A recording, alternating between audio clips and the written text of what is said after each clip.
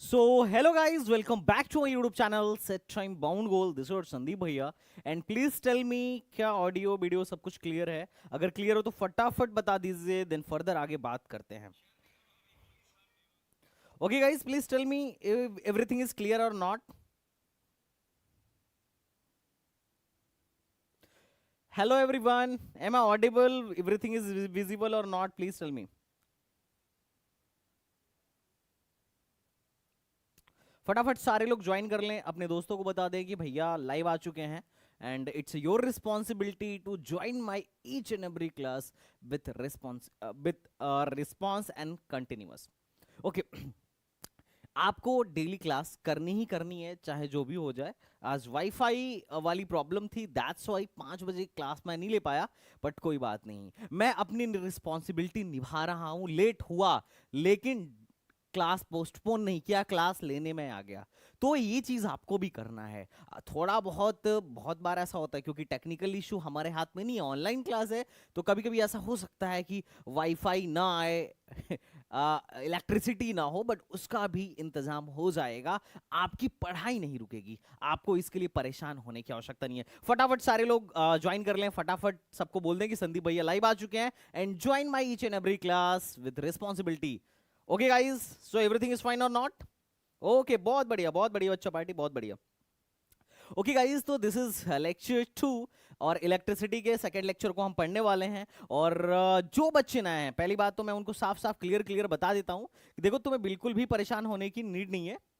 Okay, अगर तुम AMU class 11th या Jamia, AMU class 11th Jamia या बीएचयू की प्रिपरेशन कर रहे हो, या फिर तुम बोर्ड्स की भी प्रिपरेशन कर रहे हो, चाहे वो सीबीएसई बोर्ड हो, आईसीएसई बोर्ड हो, या यूपी बोर्ड हो, या कोई स्टेट बोर्ड हो, तो भी ये सारे के सारे लेक्चर तुम्हारे लिए बहुत ही ज्यादा यूजफुल हैं और ये सफिशियंट भी हैं तुम्हारे एग्जाम के लिए भी, तुम्हारे बोर्ड के लिए भी. इनके अलावा अगर तुम एनटीएसी, केबीपीवाई या फिर किसी कंपटीशन की प्रिपरेशन कर रहे हो, तो भी ये लेक्चर सफिशियंट है. अगर तुम अब इस लेक्चर यहां पे हम क्या करेंगे कि कक्षा क्लास टेंथ और क्लास 9th और क्लास 10th के पूरे सिलेबस को हम तुम्हारा कवर करेंगे, जो तुम्हारे कॉम्पिटिटिव एग्जाम्स में पूछा जाने वाला है. तो ये पूरा जो चैप्टर्स यहाँ पे लिखा हुआ है, पूरा का पूरा मैं तुम्हें 1 से 2 महीने में कवर कर दूंगा और अगले 1 महीने में मैं उसको रिवाइज भी करा दूंगा, ताकि जब तुम अपने एग्जाम में बैठो तो you should have a full confidence कि भैया मैं तो फोड़ के आऊंगा. और साथ ही साथ टेस्ट भी होगा. ओके तो इस कोर्स में हम तुम्हें डेली लाइव लेक्चर दे रहे हैं, जो कि यूट्यूब पर चल रहा है. अभी तुम्हारी 2 क्लास चल रही हैं, एक मैथ्स का चल रहा है और एक फिजिक्स का चल रहा है. जो नए बच्चे हैं मैं उनको बता देना चाहता हूं. साथ ही साथ डीपीपी आपको ऐप पे मिल जाएगी.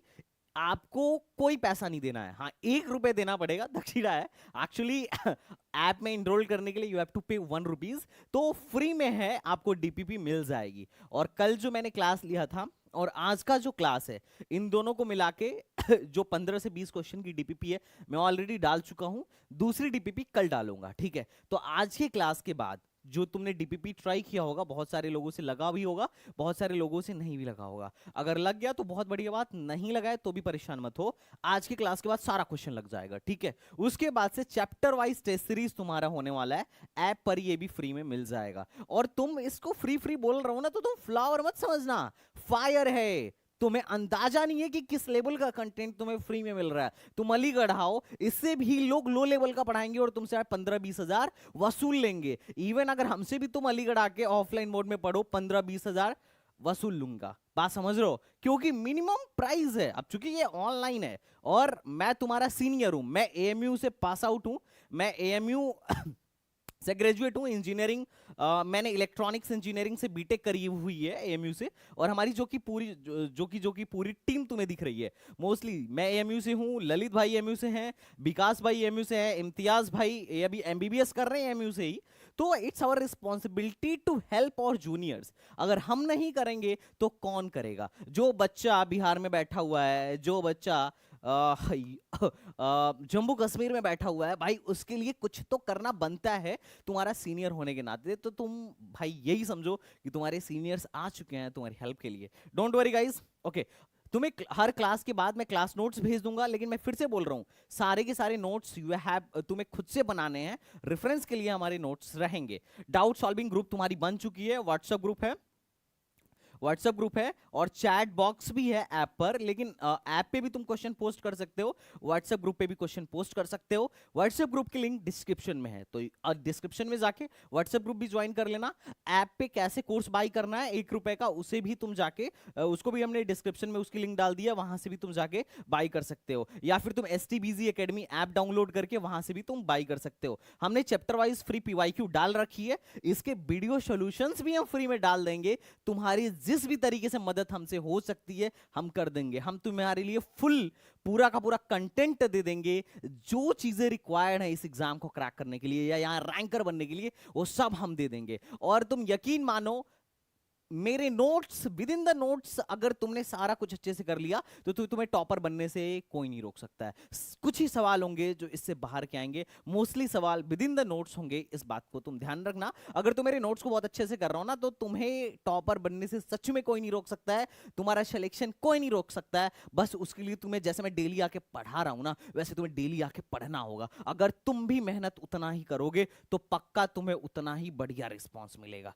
ठीक है गाइस, तो चलो शुरू करते हैं। ये हमारे कुछ फैकल्टीज हैं जो तुम्हें इन क्लासेस को, जो तुम्हें इस कोर्स को पढ़ाने वाले हैं, और अभी 2 टीचर्स की क्लासेस चल रही हैं क्योंकि अभी नंबर ऑफ स्टूडेंट्स लेस हैं।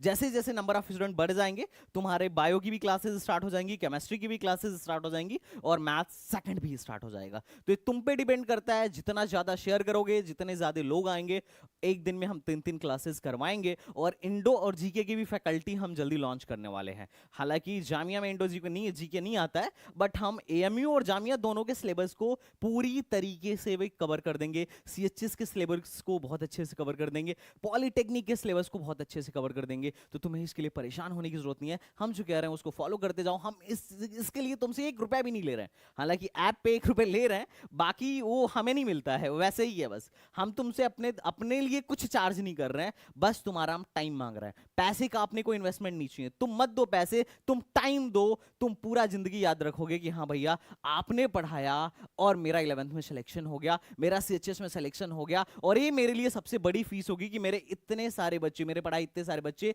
इस बार सेलेक्ट हुए हैं, और बहुत सारी दुआएं, इतना काफी है।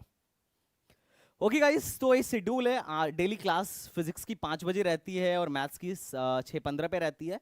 आज मेरी लेट हो रही है क्योंकि नेटवर्क इशू था, बट कोई नहीं, कल से 5 बजे ही होगी। ओके, तो चलो गाइस स्टार्ट करते हैं हम लोग। ये लेक्चर 2 है, बहुत हो गई बकैती, अब हम सीधे सीधे काम की बात करते हैं। हमने कल पढ़ा था कि भाई साहब इलेक्ट्रिक चार्ज क्या होता है, चार्ज की प्रॉपर्टी क्या होती है। तो हमने देखा था भाई चार्ज जो है वो क्या है, चार्ज जो है वो क्या है। तो चार्ज ऐसी प्रॉपर्टी है, जैसे मास क्या है, हमारे बॉडी में मास है, मास ऐसी प्रॉपर्टी है जिसकी वजह से हम क्या कर रहे हैं, इनर्शिया को फील कर पा रहे हैं, ग्रेविटेशनल फोर्स को फील कर पा रहे हैं। अगर मैं तुम्हें उठा के छोड़ दूं तो फटाक से नीचे गिर जाओगे, क्यों? क्योंकि तुम्हारे अंदर मास है तो ग्रेविटेशनल फोर्स लगेगा। उसी तरीके से अगर किसी व्यक्ति में चार्ज है, अगर चार्ज है, चार्ज भी क्या है, चार्ज भी एक ऐसी प्रॉपर्टी है जो क्या करवा देगी तुम्हें, इलेक्ट्रिकल इफेक्ट, मतलब इलेक्ट्रोस्टैटिक्स फोर्स को महसूस करवा सकती है, मैग्नेटिक फोर्स को महसूस करवा सकती है। Are you getting my point or not?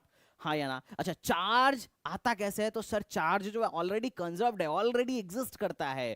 Charge neither be created nor be destroyed, बस हम इसको ट्रांसफर कर सकते हैं। अब चूंकि हमारी बॉडी किससे मिलकर बटी है, एटम से, और हमें पता है एटम में 3 चीजें पाई जाती हैं। 3 चीजें नॉर्मली सबको पता होगा कि पाई ही जाती हैं, विदाउट इसके बिना भाई साहब एटम में क्या है, एक तो न्यूक्लियस है और उसके बाहर चारों तरफ क्या है, एटम में क्या है, एक तो न्यूक्लियस है, एक तो न्यूक्लियस है और उसके बाहर चारों तरफ बहुत सारे ऑर्बिटल्स हैं। न्यूक्लियस होता है पॉजिटिव, इसमें पाए जाते हैं प्रोटॉन एंड न्यूट्रॉन, और ऑर्बिटल्स में पाए जाते हैं इलेक्ट्रॉन्स, जो इसके चारों तरफ क्या करते रहते हैं, रोटेट करते रहते हैं। तो किसी भी बॉडी को चार्ज करने के लिए हम क्या करते हैं भाई साहब, क्या करते हैं, यही इलेक्ट्रॉन निकाल देंगे। अब चूंकि नंबर ऑफ प्रोटॉन और नंबर ऑफ इलेक्ट्रॉन बराबर होते हैं, इसलिए एटम न्यूट्रल होता है, लेकिन इलेक्ट्रॉन यहां से निकाल देंगे तो क्या हो जाएगा, प्रोटॉन ज्यादा हो जाएगा, प्रोटॉन पे पॉजिटिव चार्ज होता है, तो इसका मतलब अब ये एटम या ये मटेरियल कैसा हो जाएगा भाई, पॉजिटिवली चार्ज हो जाएगा। और अगर किसी पे हम इलेक्ट्रॉन लाके डाल दें, जैसे यहां से हम निकाल के किसी और पे डाल देंगे, तो उसपे इलेक्ट्रॉन ज्यादा हो जाएगा, तो मटेरियल निगेटिव चार्ज हो जाएगा। Are you getting my point? अच्छा, इलेक्ट्रॉन और प्रोटॉन का चार्ज इक्वल होता है, बस साइन क्या होता है, अपोज साइन में अपोजिट होता है।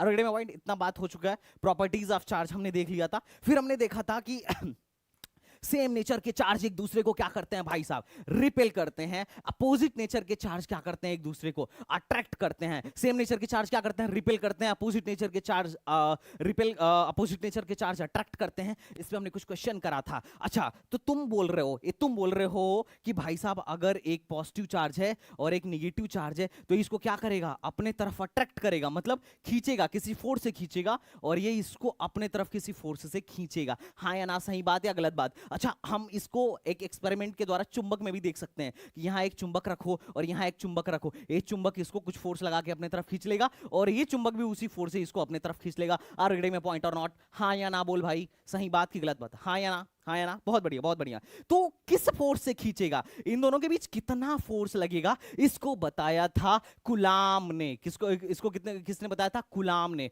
ये फ्रेंच फिजिसिस्ट थे, उन्होंने 1785 में इसके बारे में बताया कि भाई साहब अगर दो चार्ज पार्टिकल आर दूरी पर रखे गए हैं तो इनके बीच क्या लगने लगेगा, एक तरीके का फोर्स लगने लगेगा, और इसको हम बोलेंगे इलेक्ट्रोस्टैटिक फोर्स। कौन सा फोर्स लगेगा? Electrostatic force. जैसे तुमने पढ़ा होगा ग्रेविटेशन में कि अगर दो मास m1 और m2 आर दूरी पर रखे गए हैं, कितने डिस्टेंस पे रखे गए हैं, आर दूरी पर रखे गए हैं, तो इनके बीच एक फोर्स लगने लगता है जिसको हम बोलते हैं ग्रेविटेशनल फोर्स। और यही सेम चीज हमारे और हमारे अर्थ के बीच में भी लगता है। अगर मैं यहां पे हूं, जैसे मेरा पेन है और अर्थ यहां पे है, अब मैं जब इसको छोड़ता हूं तो नीचे गिरता है। क्यों? क्योंकि एक ग्रेविटेशनल फोर्स है जो इसको खींच रहा है। एक फोर्स इस पे लग रहा है जिसकी वजह से क्या हो रहा है, नीचे की तरफ आ रहा है। अगले में पॉइंट और नॉट? हाँ या ना? क्यों?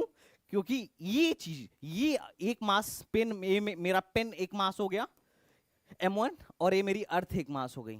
इन दोनों को कुछ दूरी पे रखा हूं, देखो अर्थ से आर दूरी पे रखा हूं, अर्थ सरफेस से आर दूरी पे रखा हूं, तो ये इसको क्या कर रही है, अपनी तरफ खींच रही है। अब किस फोर्स से खींच रही है? तो ये बोला गया कि ये जो इन दोनों के बीच लगने वाला जो फोर्स होगा, अब से ये जिस फोर्स से इसको खींचेगा, दूसरा वाला भी उसी फोर्स से इसको खींचेगा। न्यूटन का तीसरा नियम है ना, action should be equal to reaction, है ना। ग्रेविटेशन का रिएक्शन ग्रेविटेशनल फोर्स, नॉर्मल का रिएक्शन नॉर्मल फोर्स, टेंशन का रिएक्शन टेंशन फोर्स। ये आगे चल के तुम पढ़ोगे, अगर मैं एनएलएम पढ़ाया तो एकदम मजेदार तरीके से पढ़ाऊंगा, न्यूटन्स लॉ ऑफ मोशन गजब तरीके से पढ़ाऊंगा, टेंशन मत लो। तो बोला गया कि जितना बड़ा मास होगा उतना ज्यादा फोर्स लगेगा। एम प्रोपोर्शनल होगा m1 के, एफ प्रोपोर्शनल होगा m2 के। मास बढ़ा दो फोर्स बढ़ जाएगा, ठीक। लेकिन जितना ज्यादा दूर रखोगे उतना कम फोर्स लगेगा, इनवर्सली प्रोपोर्शनल। प्रोपोर्शनल और इनवर्सली प्रोपोर्शनल का मतलब समझते हो? प्रोपोर्शनल का मतलब हुआ मास बढ़ाऊंगा तो फोर्स बढ़ेगा, लेकिन दूर इनवर्सली प्रोपोर्शनल मतलब उल्टा हो गया, दूरी बढ़ाऊंगा तो फोर्स घटेगा, और दूरी घटाऊंगा मतलब पास रखूंगा तो फोर्स बढ़ेगा। Are you getting my point or not? हाँ या ना बोलो बच्चा party? Yes yes yes sir. तो अगर मैं इन तीनों को अगर मैं एक साथ लेके आऊं तो मैं बोल सकता हूं एफ प्रोपोर्शनल होगा m1 के और किसके, m2 के, लेकिन इनवर्सली प्रोपोर्शनल होगा r स्क्वायर के। अब फिजिक्स में एक नियम है, जब भी प्रोपोर्शनलिटी चिन्ह हटाया जाता है तो कोई ना कोई कांस्टेंट लगाया जाता है। अब वो कांस्टेंट क्या अपने मन से लगाया जाता है? नहीं नहीं नहीं, वो एक्सपेरिमेंट करके निकाला जाता है कि क्या लगाना है। तो एक्सपेरिमेंट करके यहां पे लगाया गया -g, जिसको हम बोलते हैं यूनिवर्सल ग्रेविटेशनल कांस्टेंट। तो that is G m1 m2 by R square, that is G m। अब माइनस क्यों लगा दिया गया? माइनस इसलिए लगाया गया कि ये हमेशा अट्रैक्शन का काम करता है। अगर दो मास कुछ दूरी पे रखे गए हैं तो ये हमेशा एक दूसरे को अट्रैक्ट करेंगे, इसको दिखाने के लिए माइनस लगा दिया गया बच्चों पार्टी। कभी मास रिपेल करते हुए देखे हो क्या? यहां अर्थ सरफेस से तुमको उठा के छोड़ूं, या अगर सेव के पेड़ से सेव टूटे तो नीचे ही गिरेगा, कभी अर्थ उसको धक्का देके ऊपर भेजती है क्या? ऐसा कभी देखा है कि आम के पेड़ से आम टूटा और हवा में उड़ गया? ऐसा हुआ है क्या? नहीं। आम के पेड़ से अगर आम टूटेगा तो नीचे गिरेगा। क्यों? क्योंकि जो दूसरी मास है, जो हमारी अर्थ है, उसको क्या करेगी? अट्रैक्ट करेगी। क्या करेगी बच्चों पार्टी? अट्रैक्ट करेगी। Are you getting my point or not? Yes or no? फटाफट फटाफट जल्दी जल्दी बोलो भाई साहब, अरे जल्दी जल्दी बोलो। ग्रेविटी के वजह से। Yes, good evening devil, Saif Ali, okay, Harshraj, okay, बहुत बढ़िया। फटाक से सारे, अरे थोड़ी जनसंख्या बढ़ाओ भाई अपनी, यूट्यूब पे संख्या बढ़ाओ अपनी, बहुत कम लोग हो तुम लोग। तो मजा कैसे आया मुझे यार? अगर तुम लोग की संख्या देखूंगा तो मुझे मजा नहीं आएगा, फिर जब मुझे मजा नहीं आएगा तो पढ़ाने में कैसे मजा आएगा बच्चों पार्टी? ये तो बताओ। फटाफट सारे लोग रिस्पॉन्स करते चलिए। रिस्पॉन्स, बिना रिस्पॉन्स का कैसा मजा। रिस्पॉन्स करोगे तो मुझे पता चलेगा आया कि नहीं आया है या नहीं। तो सेम इसी बात को न्यूटन साहब ने अपने अंदाज में बताया। बोला कि देखो अट्रैक्शन, देखो फोर्स एक वेक्टर क्वांटिटी है, तो फोर्स में दो चीज होगा, एक मैग्नीट्यूड, दूसरा डायरेक्शन। इन्होंने बोला डायरेक्शन तो तुम अपने तरीके से फाइंड करो भैया। कैसे? जैसे अगर ये सेम नेचर के होंगे तो फोर्स अट्रैक्शन लगेगा, लेकिन अगर ये अपोजिट नेचर, अगर ये सेम नेचर के होंगे तो फोर्स रिपल्सन लगेगा। मतलब Q1 Q2 को धक्का मारेगा और Q2 Q1 को धक्का मारेगा, ठीक। लेकिन अगर ये अपोजिट नेचर के होंगे तो क्या होगा, इन पे अट्रैक्शन लगेगा, ये इसको खींचेगा, ये इसको खींचेगा। आर यू गेटिंग में पॉइंट और नॉट? हाँ या ना, सही या गलत? ठीक। तो इन्होंने भी बोला कि फोर्स का डायरेक्शन निकालना बहुत इजी है, इस तरीके से निकाल लेना, लेकिन कितना फोर्स लगेगा, इसका मैग्नीट्यूड क्या होगा, वो मैं तुम्हें बता देता हूं कैसे निकालना है। तो इन्होंने बोला कि देखो जितना बड़ा चार्ज होगा उतना ज्यादा फोर्स लगेगा, F is proportional to Q1। अब जितना बड़ा चार्ज होगा उतना बड़ा फोर्स लगेगा, F is proportional to Q2। लेकिन जितना पास चार्ज रखोगे उतना ज्यादा फोर्स लगेगा। अगर आर की दूरी बढ़ाओगे, मतलब दूर ज्यादा कर दोगे, तो फोर्स कम लगेगा। मतलब F is proportional to what, 1/r²। हाँ या ना? अगर इन तीनों चीजों को मैं मिला के लिखूं तो मैं लिखूंगा F is proportional to Q1 Q2/r²। अब फिर वही बात, प्रोपोर्शनल चिन्ह हटाएंगे तो एक कोई ना कोई कांस्टेंट लगाएंगे। वो कांस्टेंट क्या होगा, कैसे आएगा, एक्सपेरिमेंट करके आएगा। अब एक्सपेरिमेंट किसने कर रहा, कौन कर रखा है ऑलरेडी, गुलाम साहब ने। तो हमें कुछ करने की जरूरत नहीं है। हमें क्या करने की जरूरत है भाई साहब, याद करने की जरूरत है। याद कर लो फटाक से। F इज इक्वल टू हो जाएगा K Q1 Q2/r²। अच्छा, ये जो K है इसकी वैल्यू कितनी होती है, तो K की जो वैल्यू होती है वो होती है 1/4πε0। कितनी होती है बच्चा पार्टी, 1/4πε0। और ε0 और 4 पाई मतलब होता है 3.14। मतलब समझ रहे हो ना, मैं वैल्यू कैलकुलेट करने के लिए रख रहा हूं। तो और ε0 की भी वैल्यू अगर मैं रखता हूं तो ये पूरी की वैल्यू आती है 9 × 10⁹।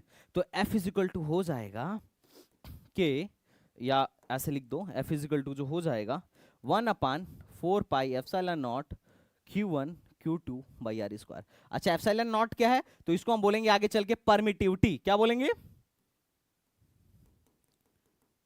परमिटिविटी। परमिटिविटी ये अभी 12th में पढ़ेंगे अपन, अपनों को बस इतना याद रखना है। अच्छा, ये कब है, ये तब है जब दो चार्ज को किस में रखा गया है, एयर में रखा गया है या फिर वैक्यूम में रखा गया है।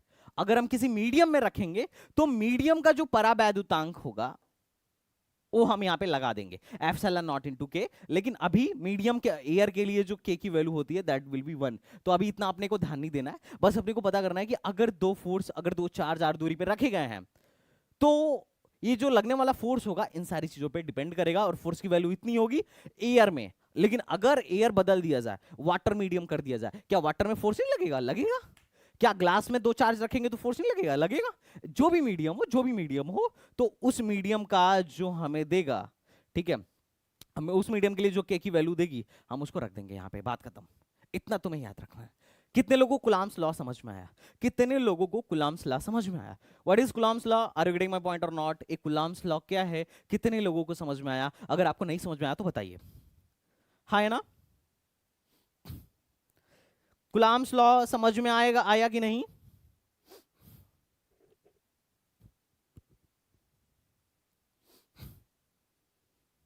बच्चों पार्टी, कुलाम्स लॉ समझ में आया कि नहीं आया? कुलाम्स लॉ में क्या बोला गया, हाँ या ना? हाँ या ना? ओके। अच्छा, एक क्वेश्चन पहले में हम कुलाम्स लॉ पे करते हैं, फिर इलेक्ट्रिक फील्ड के बारे में थोड़ा सा पढ़ेंगे, ठीक है? एक क्वेश्चन करते हैं, ठीक है? एक क्वेश्चन है कि दो चार्ज पार्टिकल हैं, this is Q1 and this is Q2। ये दोनों r दूरी पर रखे गए थे, तो इनके बीच जो फोर्स लगने वाला फोर्स था वो ऐसे था 60 न्यूटन।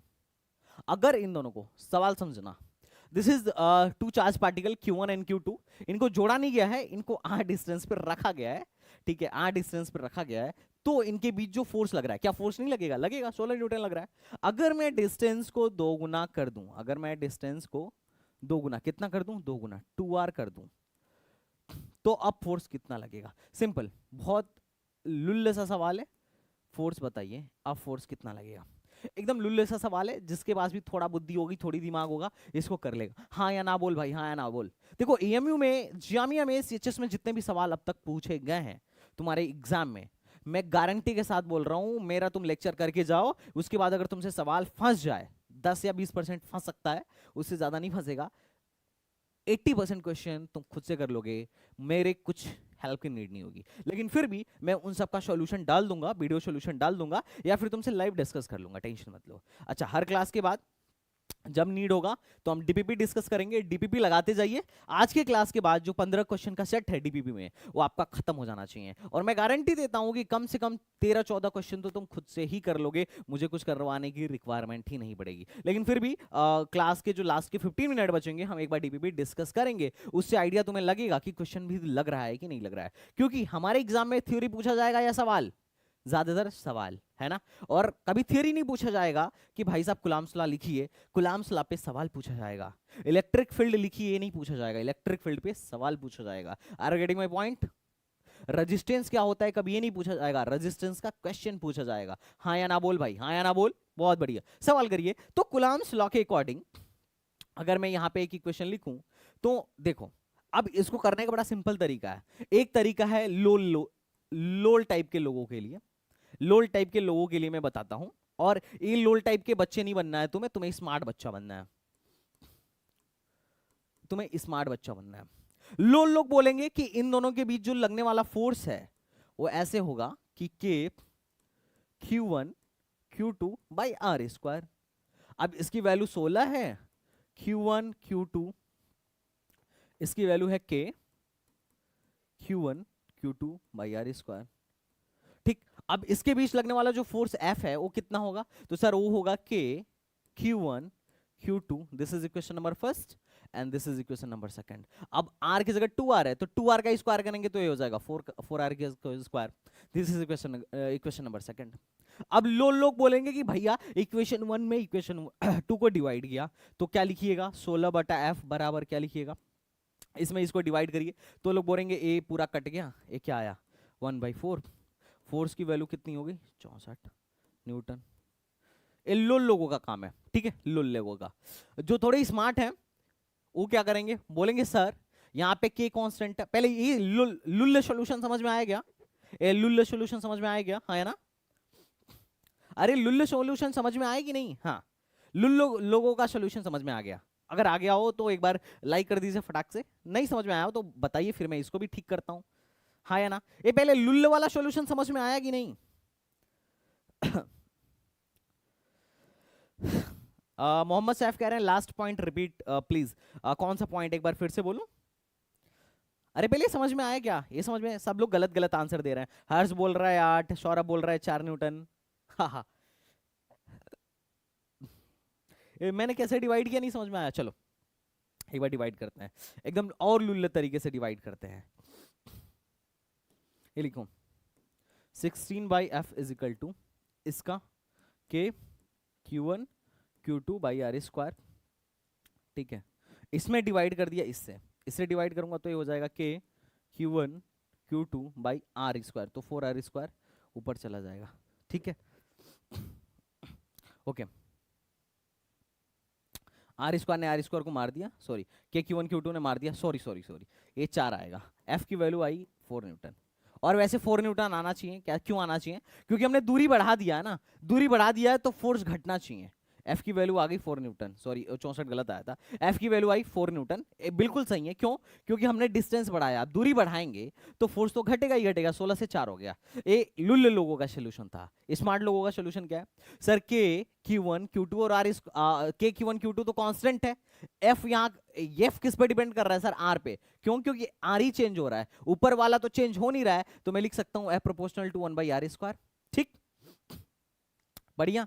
तो मैं क्या लिखूं, F1 upon F2 is equal to F1 का F प्रोपोर्शनल है 1/r स्क्वायर का, तो इसके वजह से जो R आएगा R1 का स्क्वायर, और इसके वजह से जो R आएगा इसका रिवर्स R2 ऊपर चला जाएगा R2 का स्क्वायर। ये कितने लोग को समझ में आया, और यही चीज हमारे लिए यूजफुल है डायरेक्ट क्वेश्चन को सॉल्व करने के लिए, एक लाइन में क्वेश्चन को सॉल्व करने के लिए। ये कितने लोग को समझ में आया कि what I am writing here, मैं कितने लोगों को समझ में आया कि मैं यहाँ पे क्या लिखा हूं, F1 upon F2 is equal to R1 का स्क्वायर अपॉन R2 का स्क्वायर। इस इक्वेशन से डायरेक्टली मैंने ये बात लिखा। क्यों? क्योंकि सिर्फ R ही तो चेंज हो रहा है, R ही तो चेंज हो रहा है, बाकी सब तो कांस्टेंट है, तो बाकी सब तो कटना ही है ना। F1 की वैल्यू मैंने लिख दी 16, F2 की वैल्यू लिख दी F, R2 क्या है तो 2R, 2R का स्क्वायर हो जाएगा 4R square by R square, R ने R को मार दिया, 4 चौको 16, F की वैल्यू आ गई 4। बात समझ में आ रहा है? एक स्मार्ट तरीका है। इससे भी स्मार्ट तरीका क्या है कि सोच लो, ऐसे दिमाग से सोच लो कि तुमने दूरी 2 गुना कर दिया तो फोर्स कितना घट जाएगा? 4 गुना घट जाएगा, हाँ या ना? क्योंकि स्क्वायर के प्रोपोर्शनल फोर्स घटेगा, क्योंकि F proportional to 1 by square है। तो इसका मतलब ये है कि हम दूरी बढ़ाएंगे तो फोर्स घटेगा, दूरी दुगना करेंगे तो फोर्स 4 गुना घट जाएगा। ये सोचने वाली बात है, सिंपल। लेकिन अगर नहीं सोचना है तो स्मार्ट तरीके से कर लो, और आगे फिजिक्स के ज्यादातर प्रॉब्लम मैं इसी तरीके से करूंगा। ये तो लुल मेथड है, कौन बार बार लिखेगा? देखो लिखने में मुझसे भी गलती हो गई थी है कि नहीं? अब जितना ज्यादा लिखोगे गलती का चांस उतना ज्यादा रहेगा, लिखोगे ही नहीं तो गलती ही नहीं होगी। देखो, are you getting my point or not? कितने लोग को समझ में आया? हाँ, बहुत बढ़िया, बहुत बढ़िया सौरभ। हाँ, मैं अभी भी कह रहा हूं दूरी बढ़ाएंगे तो फोर्स घट जाएगा, और यहाँ पे फोर्स घट ही रहा है, यहाँ पे फोर्स घट ही रहा है। देखो 4 न्यूटन हो गया, हाँ या ना? ओके, चलो थोड़ा सा आगे बढ़ते हैं। अभी हम चार्ज के बारे में ही पढ़ रहे थे, अब थोड़ा सा बात करते हैं हम। खाली प्लेस नहीं है क्या?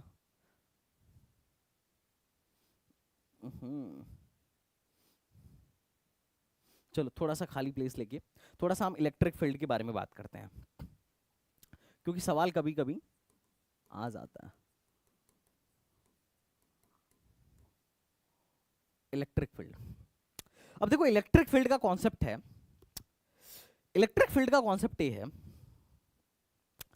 कि दो चार्ज हमको पता है कि हम दो चार्ज को r दूरी पर रखेंगे तो उनके बीच एक फोर्स लगेगा, लेकिन कोई ऐसी दूरी तो होगी ना जिस पे रखने के बाद से फोर्स लगना बंद हो जाएगा, या कम हो जाएगा, या इतना कम हो जाएगा कि हमें पता ना चले। जैसे फॉर एग्जांपल हम थोड़ा सा तुमसे समझाने की बात करते हैं। जैसे चार्ज बिहेव करते हैं वैसे ही चुंबक का भी केस है, और वैसे ही मास का भी केस है। मैं दो चुंबक लेता हूं, दो चुंबक, दिस इज चुंबक 1, दिस इज मैग्नेट 1, और दिस इज मैग्नेट 2। मैं एक एक्सपेरिमेंट कर रहा हूं जो घर पे हम कर सकते हैं, तुमने भी किया होगा। मैं कुछ दूरी पे रख रहा हूं, क्या ये दोनों एक दूसरे को अट्रैक्ट करेंगे? ये थोड़ा पास में है, तो क्या ये एक दूसरे को अट्रैक्ट करेंगे? क्या ये एक चुंबक दूसरे को अपने तरफ खींचेगा या नहीं खींचेगा? खींचेगा या नहीं खींचेगा? बोलो, खींचेगा या नहीं खींचेगा? इतना बताओ ना, खींचेगा या नहीं खींचेगा? ये खींचेगा, ये चुंबक 1 दूसरे को खींचेगा या नहीं खींचेगा? हाँ सर, एक फोर्स लगेगा, फोर्स लगेगा। मैं थोड़ा और दूर किया तो फोर्स कम लगेगा, थोड़ा और दूर किया तो फोर्स और कम हो गया, बहुत दूर कर दिया तो फोर्स कितना हो गया? Almost almost force tends to zero हो गया, फोर्स टेंड्स टू जीरो हो गया। मतलब ये चुंबक फील भी नहीं कर पा रहा है उसके फोर्स को, हाँ या ना? मतलब एक सीमित दायरा है, एक सीमित दायरा है, एक फील्ड है, एक इसका फील्ड है, एक इसका क्षेत्र है जिसके अंदर ये फोर्स लगा पा रहा है प्रबल तरीके से। उससे बाहर चुंबक रखने के बाद क्या हो रहा है? फोर्स की वैल्यू जीरो के बराबर हो जा रही है, टेंस टू जीरो हो जा रही है। मतलब इफेक्टिव फोर्स नहीं लग पा रहा है, खींच नहीं पा रहा है पहले की तरह। मतलब इसके चारों तरफ, इस चुंबक के चारों तरफ एक फील्ड है जिसके अंदर दूसरे वाले चुंबक को रखेंगे तो फोर्स लगाएगा, लगा पाएगा। लेकिन अगर उस फील्ड से बाहर कर देंगे तो फिर फोर्स नहीं लगेगा, फोर्स लगना खत्म हो जाएगा। सेम चीज हमारी ग्रेविटी में भी है। हमारी अर्थ, हम यहां से पेन को मैं गिराऊं तो अर्थ खींच लेगी, लेकिन मैं अर्थ के फील्ड से बाहर लेके जाऊं, अर्थ के ग्रेविटेशनल फील्ड से बाहर चला जाऊं अंतरिक्ष में, तो अर्थ मुझे अपनी तरफ नहीं अट्रैक्ट कर सकती है। क्यों? क्योंकि मैं उसके फील्ड से बाहर चला गया हूं। ठीक उसी तरीके से चार्ज का भी फील्ड होता है जिसको हम बोलेंगे इलेक्ट्रिक फील्ड। क्या बोलेंगे? Electric field. इलेक्ट्रिक फील्ड जैसे मान लो एक पॉइंट क्यू चार्ज है, अब इस पॉइंट क्यू चार्ज की वजह से इसके चारों तरफ एक फील्ड है। क्या है बच्चा पार्टी? एक फील्ड है जिसके अंदर अगर मैं किसी पॉइंट चार्ज को लेके आ रहा हूं, पॉइंट चार्ज लेके आ रहा हूं ये टेस्ट करने के लिए कि ये फोर्स इस पे लग रहा है कि नहीं लग रहा है, तो पॉइंट चार्ज होता है एक पॉजिटिव चार्ज, इसको बोलते हैं पॉइंट चार्ज। पॉइंट चार्ज एक पॉजिटिव चार्ज होता है और इसका मैग्नीट्यूड कितना होता है, मैग्नीट्यूड 1 कूलम होता है। अब मैं जैसे ही इस फोर्स को इसके पास लेके आऊंगा तो ये क्या करेगा, एक फोर्स महसूस करेगा। अगर इस देखो अगर ये इसके फील्ड से बाहर होगा तो कोई फोर्स लगेगा नहीं सर, कोई फोर्स नहीं लगेगा। क्यों, क्योंकि ये इसके फील्ड के बाहर है। लेकिन जैसे ही मैं इसके फील्ड के अंदर लेके आऊंगा, इसके फील्ड के अंदर लेके आऊंगा, एक फोर्स महसूस करने लगेगा। और ये कितना कम फील्ड महसूस करेगा या कितना ज्यादा फोर्स महसूस करेगा, यह इस बात पे डिपेंड करेगा कि इस पॉइंट पर इसके इलेक्ट्रिक फील्ड की इंटेंसिटी कितनी है, जिसको हम बोलेंगे ई। क्या बोलेंगे बच्चा पार्टी, ई। तो जो ई की वैल्यू होती है वो फोर्स अपान चार्ज के बराबर होती है। ई की वैल्यू क्या होती है, ई की वैल्यू क्या होती है, फोर्स अपान क्यू नॉट के बराबर होती है। अगर क्यू नॉट की वैल्यू 1 कूलाम हो तो क्या होगा, ई की जो वैल्यू होगी फोर्स के बराबर होगी। तो यहां से हम इलेक्ट्रिक फील्ड इंटेंसिटी को डिफाइन कर सकते हैं कि the force experienced by any unit charge in an electric field is called electric field intensity। Electric field intensity क्या है, the force experienced by any unit charge in electric field in any point at any point in electric field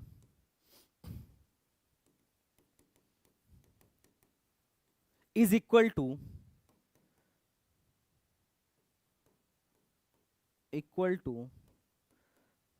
electric field intensity।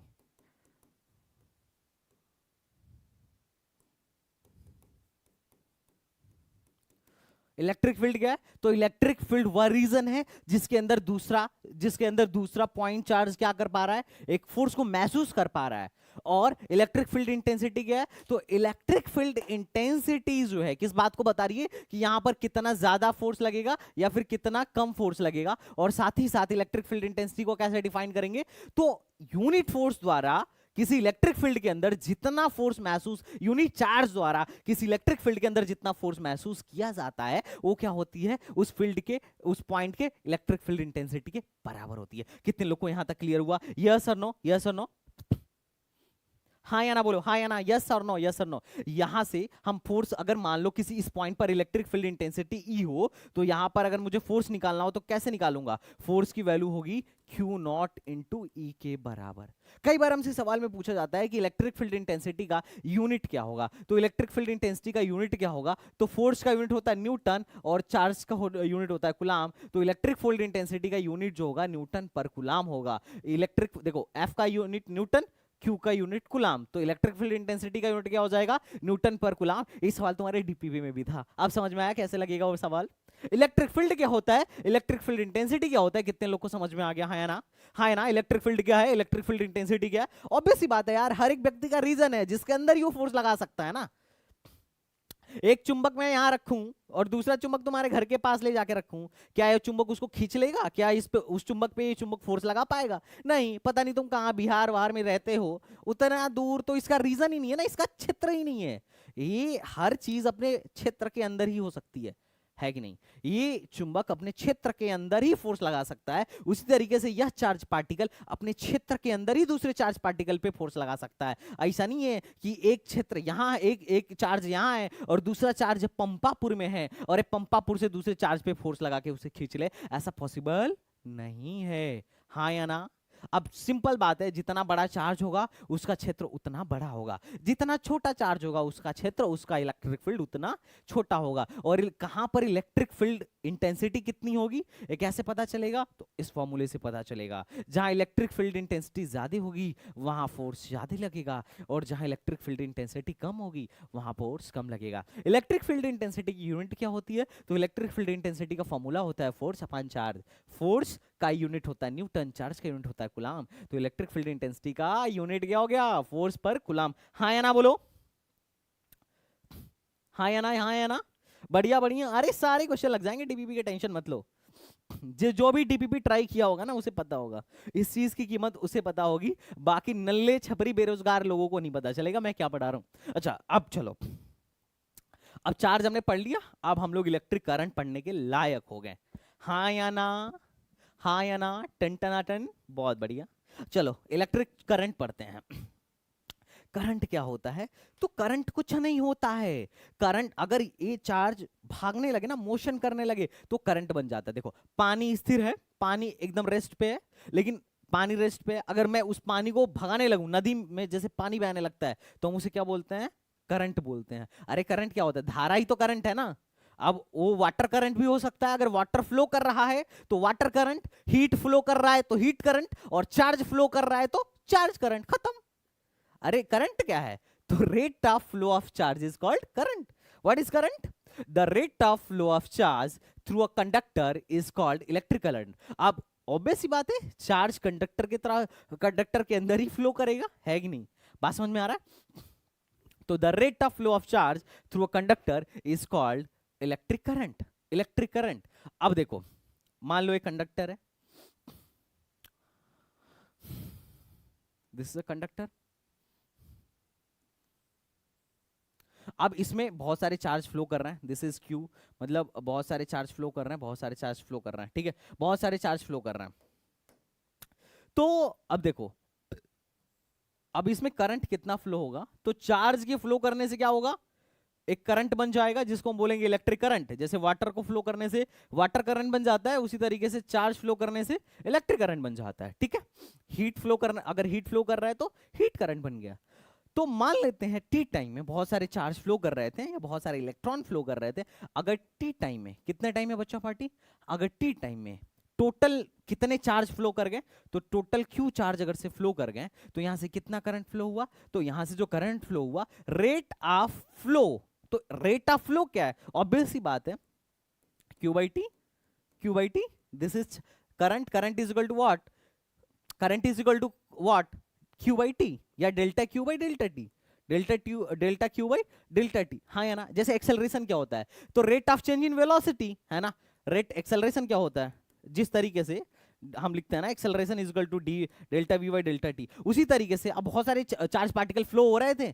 अब इनके flow होने का rate, rate लिखोगे कैसे? Rate लिखना, rate लिखते कैसे हैं? तो रेट ऐसे ही तो लिखते हैं, delta Q by delta T. अगर टी टाइम में क्यू चार्ज फ्लो हो गया तो कितना करंट बह रहा है? तो कितना करंट बह रहा है भाई साहब? Delta Q by delta T के बराबर करंट बह रहा है, हाँ या ना? अगर किसी कंडक्टर से आई करंट फ्लो हो रहा हो, आई करंट बह रहा हो, तो कितना चार्ज फ्लो किया होगा? तो क्यू यहां से कैसे निकलेगा? क्यू यहां से कैसे निकलेगा? डेल्टा टी को यहां भेज दें तो Q is equal to I T, Q is equal to I T, हाँ या ना? हाँ या ना? कितने लोगों को बात समझ में आ रहा है? What I am saying to you, what I am saying to you, है कि नहीं? करंट क्या है? Rate of flow of charge with respect to time. किस रेट से चार्ज फ्लो हो रहा है? रेट मतलब क्या? टाइम से भाग दे दो, रेट निकल गया, हाँ या ना? टाइम से भाग दे दो, रेट निकल गया। Flow of charge, total number of कितना चार्ज फ्लो हुआ upon time, that is current. Rate of flow of charge is called current. What is current? कुछ नहीं भाई, चार्ज फ्लो हुआ, चार्ज फ्लो हुआ। जब वाटर फ्लो होता है तो उसके करंट को क्या बोलते हैं? वाटर करंट बोलते हैं ना। रिवर में करंट ही तो फ्लो होता है, वाटर करंट ही तो फ्लो होता है। उसी तरीके से कंडक्टर में कौन फ्लो हो रहा है? चार्ज फ्लो हो रहा है, तो उसका जो फ्लो है, उससे जो करंट बन रहा है, हम उसको इलेक्ट्रिक करंट बोल रहे हैं। क्या बात, कोई बात नहीं, टेंशन फ्री रहो, ठीक है। अच्छा, यूनिट ऑफ चार्ज क्या होगा? तो एम्पियर नाम के एक साइंटिस्ट थे, उनको सम्मान देने के लिए, वैसे तो हम आई का यूनिट निकाल सकते हैं। क्या निकाल सकते हैं? आई का यूनिट होगा, क्यू का यूनिट कितना होगा? कूलाम, और टी का यूनिट होगा सेकंड। तो हम इसको बोल सकते हैं, आई का यूनिट जो होगा, आई का यूनिट को हम बोल सकते हैं कूलाम पर सेकंड। लेकिन एम्पियर साहब को सम्मान देने के लिए कूलाम पर सेकंड को बोल दिया गया एम्पियर। क्या बोल दिया गया? एम्पियर। तो धारा को अब किस में मापेंगे? एम्पियर में मापेंगे। और this is the SI unit of current, this is SI unit of current, और ये हमारी मूल राशि भी है, हमारा फंडामेंटल यूनिट भी है। This is our fundamental unit.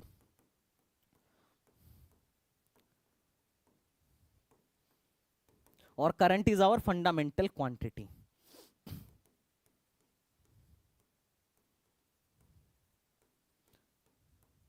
तुमने 7 fundamental quantity and 7 fundamental units पढ़े भी होंगे 9th में। उसमें से एक करंट था, और करंट निकालते कैसे हैं? ऐसे निकालते हैं। और करंट फ्लो कैसे होता है? तो जब भी चार्ज फ्लो होगा तो अगर चार्ज फ्लो हो रहा है तो उसका एक करंट बनेगा जिसको हम इलेक्ट्रिक करंट बोलते हैं, बात खत्म। मेरे हिसाब से तुम्हें समझ में आ रहा होगा। कितने लोग को समझ में आ रहा है? अगर नहीं समझ में आ रहा है तो बताओ। अरे हाँ या ना बोलो ना। तो करंट बनने के पीछे का रीजन क्या है? चार्ज का फ्लो होना। अच्छा, नॉर्मल लाइफ में कौन सा चार्ज हमारे यहाँ पाया जाता है? कौन सा चार्ज फ्लो होता है? इलेक्ट्रॉन या प्रोटॉन? ऑब्वियसली बात है इलेक्ट्रॉन, क्योंकि हम जितने भी कंडक्टर्स देखते हैं उसमें करंट फ्लो होने के पीछे का रीजन क्या है? इलेक्ट्रॉन्स का फ्लो होना, इलेक्ट्रॉन्स का मूवमेंट। हाँ या ना? क्योंकि प्रोटॉन जो होते हैं वो तो न्यूक्लियस में होता है ना, वो बाहर आके हम किसी को चार्ज करते हैं तो पॉजिटिव चार्ज करें या निगेटिव चार्ज करें, हम इलेक्ट्रॉन का ही तो आदान प्रदान करते हैं, है कि नहीं? तो पहले एक सवाल करते हैं, ये तुम्हारे ईएमयू में 2015 या 16 में पूछा गया था। सवाल है, a current of 0.5 ampere is drawn from a filament of electric bulb for 20 minute, find the amount of electric charge flow through the current. हमसे बोलना है कि अगर किसी फिलामेंट में कोई एक बल्ब था, इलेक्ट्रिक बल्ब था, जिसमें करंट बह रही थी 0.5 एम्पियर की। कितने एम्पियर की? 0.5 एम्पियर की। और कितने टाइम के लिए भाई साहब? 20 मिनट के लिए भाई। तो बताओ टोटल कितने चार्ज फ्लो हुए? Total number of flow charge, total number of charge flow. Q की वैल्यू हमको निकालनी है, क्यू की वैल्यू अपने को निकालनी है, क्यू की वैल्यू हमें निकालनी है। तो हम कैसे फाइंड करेंगे? How to find? तो हमें पता है करंट इज इक्वल टू होता है क्यू बाई टी। क्यू की वैल्यू लिखूंगा आई इंटू टी, है कि नहीं? टोटल करंट कितना फ्लो हुआ? 0.5 एम्पियर का। कितने टाइम तक फ्लो हुआ? तो 20 मिनट तक।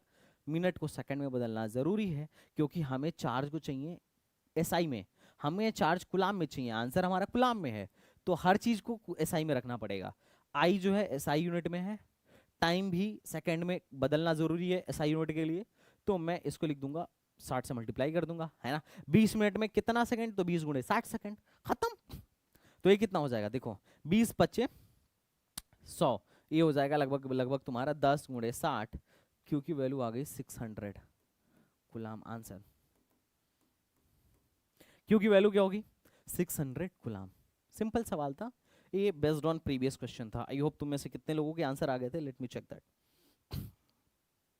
सैफ अली सैफी ने 600 आंसर बोला है। सौरभ भारद्वाज ने भी आंसर बोला है कि बी इज आंसर। बहुत बढ़िया, दो ही लोगों ने आंसर दिया, दो ही लोगों ने। दिव्यांश सिंह ने भी आंसर दे दिया कि बी आंसर है। देख के तो नहीं बता रहे हो दिव्यांश मेरा वाला है? टेपा तो नहीं है तुमने? खुद से किया है टेपा है? कितने लोग हैं जो टेप के आंसर बता रहे हैं? जल्दी बताइए, हाँ या ना बोलिए जनाब।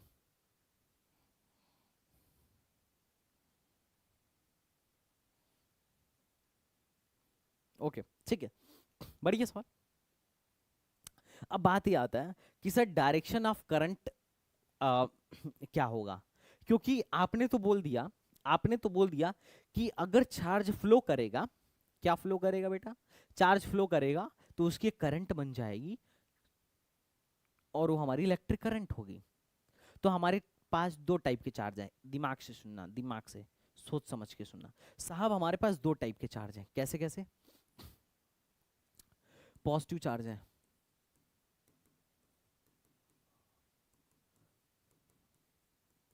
मान लीजिए बहुत सारे पॉजिटिव चार्ज हैं और ये मूव करना स्टार्ट कर दिए इधर, तो ऑब्वियस सी बात है अगर ये पॉजिटिव चार्ज इधर मूव करना स्टार्ट करेंगे तो इनकी ये करंट बनेगी, और वो जो करंट होगा कितने किसके बराबर होगा? इनके रेट ऑफ फ्लो के बराबर होगा। ठीक, तो करंट होगा किधर? इधर के डायरेक्शन में होगा, इनके मूवमेंट के डायरेक्शन में होगा, या अपोजिट के डायरेक्शन में होगा? क्योंकि अगर ये निगेटिव चार्ज होते हैं, अगर ये निगेटिव चार्ज होते हैं तो भाई साहब आपने बोला कि चार्ज फ्लो करेगा तो करंट बनेगा, तो भाई निगेटिव चार्ज भी तो फ्लो कर सकता है। तो अगर इसको हम इधर फ्लो करा दें तो फिर करंट की डायरेक्शन क्या होगी? करंट या तो इधर बहेगा या तो उधर बहेगा, क्योंकि हमारे पास एक चार्ज तो है नहीं। पानी के केस में बड़ा सिंपल था, अगर पानी बहना स्टार्ट हो गई इधर तो उसका करंट किधर बनेगा? ऑब्वियस सी बात है इधर ही बनेगा, है ना? उसकी धारा, हम बोलते हैं ना धारा की दिशा में हम नाव चला रहे हैं, मतलब पानी जिधर बह रहा है उसी की दिशा में हम नाव चला रहे हैं, उसी करंट में हम अपना नाव चला रहे हैं, है कि नहीं? और अगर नाव अपोजिट डायरेक्शन से आता है तो हमें ज्यादा फोर्स लगाना पड़ता है क्रॉस करने के लिए। मैथ्स में तुम पढ़ोगे और फिजिक्स में भी पढ़ोगे जब मैं तुम्हें मोशन पढ़ाऊंगा तो इसमें तो क्लियर था, वहां पे कोई पानी निगेटिव पॉजिटिव थी क्या? निगेटिव वाटर पॉजिटिव वाटर था नहीं, तो वहां डायरेक्शन तो बहुत इजी था। इधर डायरेक्शन बताओ ना, इधर डायरेक्शन बताओ, क्योंकि यहाँ तो पॉजिटिव चार्ज भी है निगेटिव चार्ज भी है। तो एक कन्वेंशन बनाया गया, एक शाइन कन्वेंशन, एक रूल बनाया गया, क्या कि अगर पॉजिटिव चार्ज मूव कर रहा है तो उसके वजह से जो करंट का डायरेक्शन होगा वो इसी के डायरेक्शन में होगा। किसके डायरेक्शन में होगा? चार्ज के फ्लो के डायरेक्शन में होगा। तो अगर चार्ज इधर मूव कर रहा है, चार्ज इधर मूव कर रहा है, तो करंट का डायरेक्शन इधर होगा, करंट इधर जनरेट होगी। लेकिन अगर निगेटिव चार्ज मूव कर रहा है तो उसकी वजह से जो करंट होगा इसके अपोजिट डायरेक्शन में जनरेट होगा, डायरेक्शन में जनरेट होगा। कितने लोगों को बात समझ में आ रहा है? तो लिख लीजिए कि direction of current, direction of current क्या होता है, ये हेडिंग डाल लीजिए कि डायरेक्शन ऑफ करंट होता है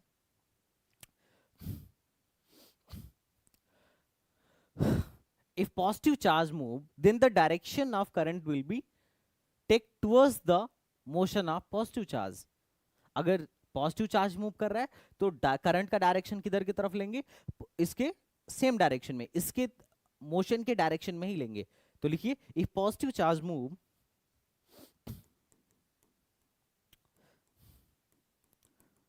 if positive charged flow then the direction of current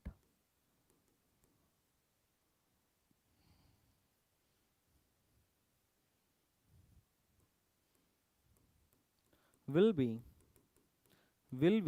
towards the direction of positive charge, direction of positive charge।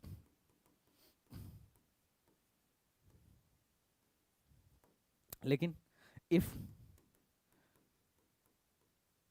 negative charge move, charges flow, then the direction of current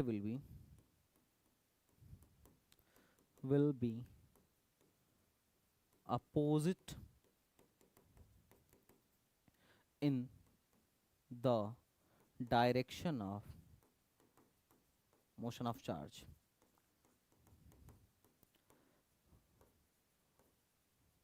ठीक है, कितने लोगों को बात समझ में आया? डायरेक्शन ऑफ करंट कैसा, अब मैं क्यों बता रहा हूं, क्योंकि आगे इसका यूज है। हमारे घर में जो भी करंट आती है ना, इलेक्ट्रॉन पीछे भागता है, करंट आगे आती है। सच में तुम्हारे घर में जो भी करंट फ्लो हो रहा है वो इलेक्ट्रॉन के मोशन की वजह से फ्लो हो रहा है, और उसमें क्या हो रहा है? इलेक्ट्रॉन पीछे भाग रहा है, करंट आगे आ रही है। Are you getting my point or not? I hope all of you are getting my point. ठीक है, तो अब करंट फ्लो कैसे करेगा? तो ऑब्वियस सी बात है, किसी ना किसी मटेरियल में ही करंट फ्लो करेगा। तो हमारे जीवन में तीन तरीके के मटेरियल हैं, तीन तरीके के मटेरियल हैं। अब इसको समझिए, पहले हमने बोला कि चार्ज क्या होता है, फिर हमने चार्ज की प्रॉपर्टी देखी, फिर बताया कि चार्ज फ्लो करेगा तो उसका एक करंट बनेगा, उसकी एक धारा बनेगी। जैसे वाटर फ्लो करता है तो वाटर का करंट बन जाता है, जिसे हम वाटर करंट बोलते हैं। ठीक है, तो चार्ज फ्लो करेगा तो क्या होगा? चार्ज की एक धारा बनेगी जिसे हम इलेक्ट्रिक करंट बोलेंगे। अब जैसे पानी किस में बह रहा है, नदी में बह रहा है, उसी तरीके से जो चार्ज भी फ्लो होंगे मटेरियल में ही फ्लो होंगे। अब हो सकता है कि इंसुलेटर हो, कंडक्टर हो, या सेमीकंडक्टर हो। ठीक है, जैसे कि चार्ज किस में फ्लो होता है, जैसे कि हमारे घर में करंट किस में फ्लो होता है। अब करंट फ्लो होने का मतलब चार्ज फ्लो हो रहा है। तो हमारे घर में वायर किस चीज का है? कॉपर का, मतलब कोई ना कोई वो कंडक्टर है। तो ज्यादातर इन तीन में हम देखते हैं कि पहले करंट फ्लो किस में करेगा। तो तीन तरीके के मटेरियल को तीन तरीके से हम लोगों ने डिफाइन किया। पहला इंसुलेटर, दूसरा कंडक्टर, और तीसरा सेमीकंडक्टर। फ्लो ऑफ करंट के बेसिस पे हमने तीन तरीके के मटेरियल डिफाइन किए। किसके बेसिस पे भाई साहब? फ्लो ऑफ करंट के बेसिस पे। अच्छा, हीट करंट के फ्लो ऑफ बेसिस पे हम लोग हीट नाम के चैप्टर में पढ़ते हैं, अब तो हटा दिया गया, कि उसमें भी तीन तरीके के मटेरियल होते हैं। कि मतलब जैसे कि क्या हुआ कि तुमने एक आयरन का छड़ लिया, एक तरफ आग लगाया और दूसरे को पकड़ लिया, तो थोड़ी देर बाद दूसरा सिरा भी गर्म हो जाता है। क्यों? क्योंकि हीट फ्लो होके वहां तक चली गई, है कि नहीं? ऐसा महसूस किया होगा तुमने। ऐसे ही सेम है, तुम एक कंडक्टर लो, प्लग में लगा दो तो थोड़ी देर बाद तुम्हें करंट लग जाएगा। रीजन क्या है? अगर सर्किट कंप्लीट है, तुम जमीन पे खड़े हो तो करंट लग जाएगा। रीजन क्या है उसके पीछे का? रीजन ये है कि करंट उसमें फ्लो हुआ, तुम्हारे तक आया, तुम्हें करंट लग गया फटाक से, है ना? तुम्हें एक तगड़ा झटका महसूस हुआ, जिसे लोग बोलते हैं करंट लग गई, है ना? तो अब वही अगर कंडक्टर के बजाय, लोहे की छड़ के बजाय, कॉपर की छड़ के बजाय तुम लकड़ी का लेते, तो क्या तुम्हें करंट लगता? क्या तुम्हें झटका लगता? नहीं लगता। क्यों? क्योंकि उसमें करंट ही फ्लो नहीं हुआ। क्यों? क्योंकि वह इंसुलेटर है। तो इंसुलेटर क्या होता है? इंसुलेटर क्या होता है? तो वो ऐसे material, the material which can't flow, which can't flow current is called insulator. अब कुछ इंसुलेटर के नाम बताओ अपने मन से, कुछ इंसुलेटर के नाम बताओ। ऐसे कंडक्टर, ऐसे मटेरियल जो करंट को फ्लो नहीं करा सकते, जिसमें करंट फ्लो नहीं कर सकती, उसे हम इंसुलेटर बोलते हैं। उसे हम क्या बोलते हैं? इंसुलेटर बोलते हैं। अब ऐसा क्यों होता है? ऐसा इसलिए होता है क्योंकि इनके जो एटम्स होते हैं, जैसे मान लो मैं कार्बन ले लेता हूं, कार्बन, कार्बन का तुमने देखा होगा, कार्बन कार्बन का बॉन्ड ऐसे होता है लगभग लगभग। अब इनका जो एटम है, कार्बन एक एटम है, कार्बन एक एटम है, जैसे कि कार्बन अगर एक एटम है तो इसका एटॉमिक नंबर 6 होता है और इसका एटॉमिक मास 12 होता है। तो इसके न्यूक्लियस में लगभग लगभग 6 प्रोटॉन होंगे और इसका जो ऑर्बिटल होगा, 2 ऑर्बिटल इसके बनेंगे। तुम लोग इसको केमिस्ट्री में पढ़ोगे, अगर मैं पढ़ाया तो बहुत अच्छे से पढ़ाऊंगा, जिसमें पहले ऑर्बिटल में 2 इलेक्ट्रॉन होंगे और उसके बाद वाले ऑर्बिटल में लगभग 4 इलेक्ट्रॉन होंगे। तो ये जो 4 इलेक्ट्रॉन होंगे, ये जो 4 इलेक्ट्रॉन होंगे, ये ये जो सबसे बाहरी वाला ऑर्बिटल है, बाहरी वाला ऑर्बिटल है, इसको हम बोलते हैं वैलेंस बॉन्ड। अब तुम सोचो, अगर कार्बन का कोई रॉड है, कार्बन का अगर कोई रॉड है, तो क्या सिर्फ उसमें एक एटॉम है? कार्बन का क्या उसमें सिर्फ एक एटॉम है? नहीं, उसमें तो लाखों करोड़ों हजारों एटम क्योंकि बहुत सारे एटम मिलके क्या बनाते हैं? बहुत सारे एटम मिलके क्या बनाते हैं? बहुत सारे परमाणु मिलके क्या बनाते हैं? अणु बनाते हैं, मॉलिक्यूल बनाते हैं, और बहुत सारे मॉलिक्यूल मिलके क्या बनाते हैं? उस एलिमेंट को बनाते हैं या उस मटेरियल को बनाते हैं। तो बहुत सारे मेटल्स मिलके एक कार्बन की रॉड बना रहे होंगे। तो इसका मतलब बहुत सारे कार्बन कार्बन कार्बन एक दूसरे से जुड़े होंगे। तो देखो, एक कार्बन के सबसे बाहरी, अब जो जुड़ने के लिए जो इलेक्ट्रॉन काम करता है, जो बॉन्ड बनाता है, वो कौन होता है? ये बैलेंस बैंड के इलेक्ट्रॉन होते हैं। इसको बैलेंस बैंड के इलेक्ट्रॉन्स होते हैं। तो ये सारे इलेक्ट्रॉन्स एक दूसरे के साथ जुड़े हैं, तो सारे के सारे इलेक्ट्रॉन क्या हो गए? यहाँ एक दूसरे के साथ जुड़ गए, कोई भी इलेक्ट्रॉन फ्री नहीं है। अब चूंकि हर एक इलेक्ट्रॉन बॉन्ड में इस तरीके से जुड़ा हुआ है कि फ्री है नहीं, तो फ्री नहीं है तो मोशन कैसे करेगा? मोशन नहीं कर सकता है। अब जब मोशन नहीं करेगा तो करंट थोड़े ना पास होगा, फिर करंट पास ही नहीं होगा। कितने लोग को समझ में आ रहा है? तो जितने भी नॉन मेटल होते हैं, जितने भी नॉन मेटल होते हैं, कुछ इंसुलेटर का एग्जांपल दो, जितने भी नॉन मेटल होते हैं। अच्छा, मैंने रीजन तुम्हें एक ब्रीफ रीजन समझा दिया, आगे चल के और पढ़ाऊंगा। जितने भी नॉन मेटल होते हैं, जितने भी नॉन मेटल होते हैं, वो सारे के सारे क्या होते हैं बेटा? वो सारे के सारे इंसुलेटर होते हैं। लेकिन एक ऐसा नॉन मेटल है, जैसे कार्बन के अपर रूप जिसे हम बोलते हैं, तो जैसे डायमंड क्या है? एक कार्बन का ही अपर रूप है। ग्रेफाइट भी कार्बन का ही अपर रूप है, लेकिन ग्रेफाइट जो है एक एक्सेप्शन है। ग्रेफाइट एक ऐसा एक्सेप्शन है जो कि ये इंसुलेटर नहीं होता, ये कंडक्टर होता है। अबे ऐसा क्यों होता है? क्योंकि ग्रेफाइट जब बनता है ना, तो एक कार्बन के पास का कोई इलेक्ट्रॉन होता है, उसके बैलेंस बैंड में 4 गो इलेक्ट्रॉन, और चारों इलेक्ट्रॉन दूसरे कार्बन से जुड़ जाते हैं। किससे होते हैं? जुड़े होते हैं। चारों इलेक्ट्रॉन दूसरे कार्बन से जुड़े होते हैं। अब जुड़ने की वजह से वो मोशन नहीं कर सकते हैं। लेकिन ग्रेफाइट में सिर्फ 3 ही थे कार्बन, 3 ही थे इलेक्ट्रॉन जुड़ता है, चौथा वाला खाली रहता है। अब जो चौथा वाला खाली है वो तो मोशन कर सकता है ना, तो जैसे ही वो मोशन करेगा क्या होगा? करंट फ्लो हो जाएगा। बात समझ में आया? बात समझ में आया? ये सवाल पूछा गया है, इसको याद रख लेना। ग्रेफाइट पूछा जाता है, मैंने बहुत बार इस सवाल को देखा है, यूपीएससी तक में देखा हुआ है। ठीक है, जो यूपीएससी कंडक्ट कराती है, जो गवर्नमेंट सर्विसेज वाली, कि ग्रेफाइट कंडक्टर है या नॉन कंडक्टर है, तो बड़ा छोटा सा बात है, बड़ा छोटे क्लास का बात है, पर अपने को पता होना चाहिए ग्रेफाइट इज कंडक्टर और नॉट। ठीक है, कंडक्टर क्या होता है? कंडक्टर होता है कि the material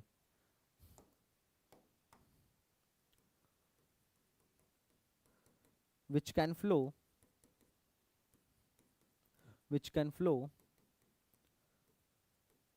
current easily is called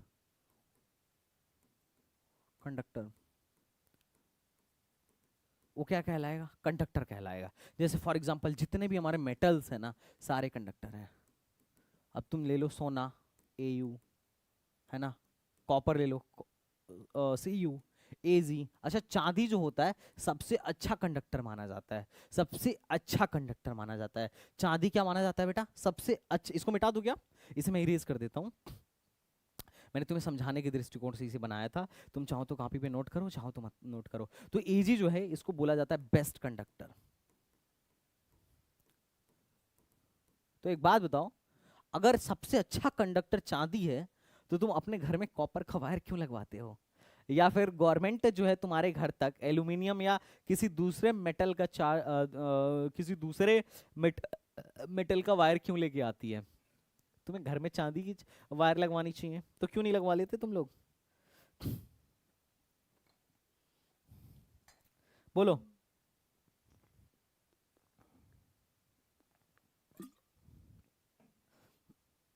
Machcha party बताओ।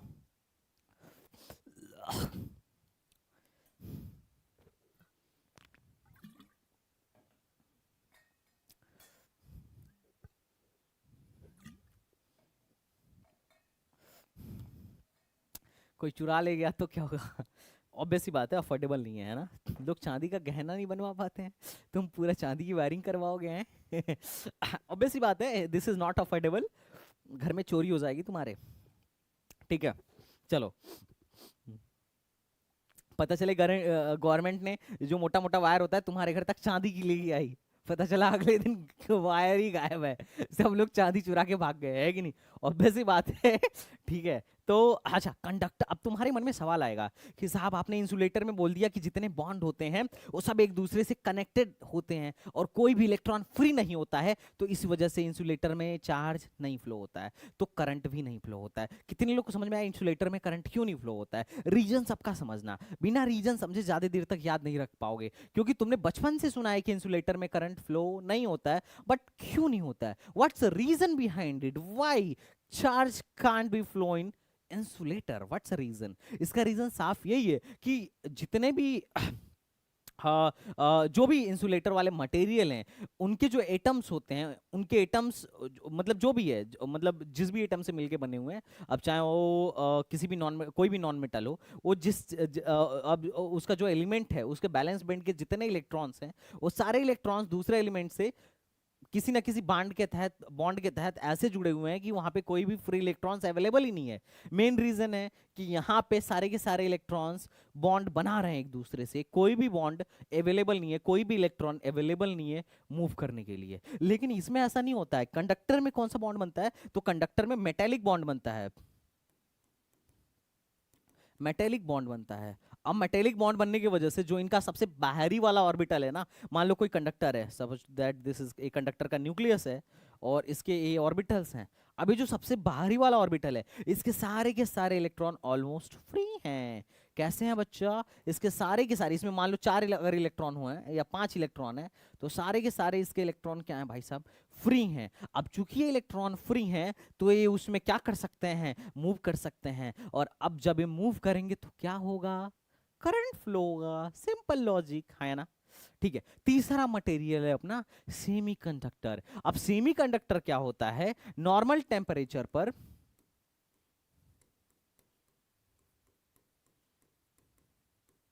at normal temperature no current flow, but at high temperature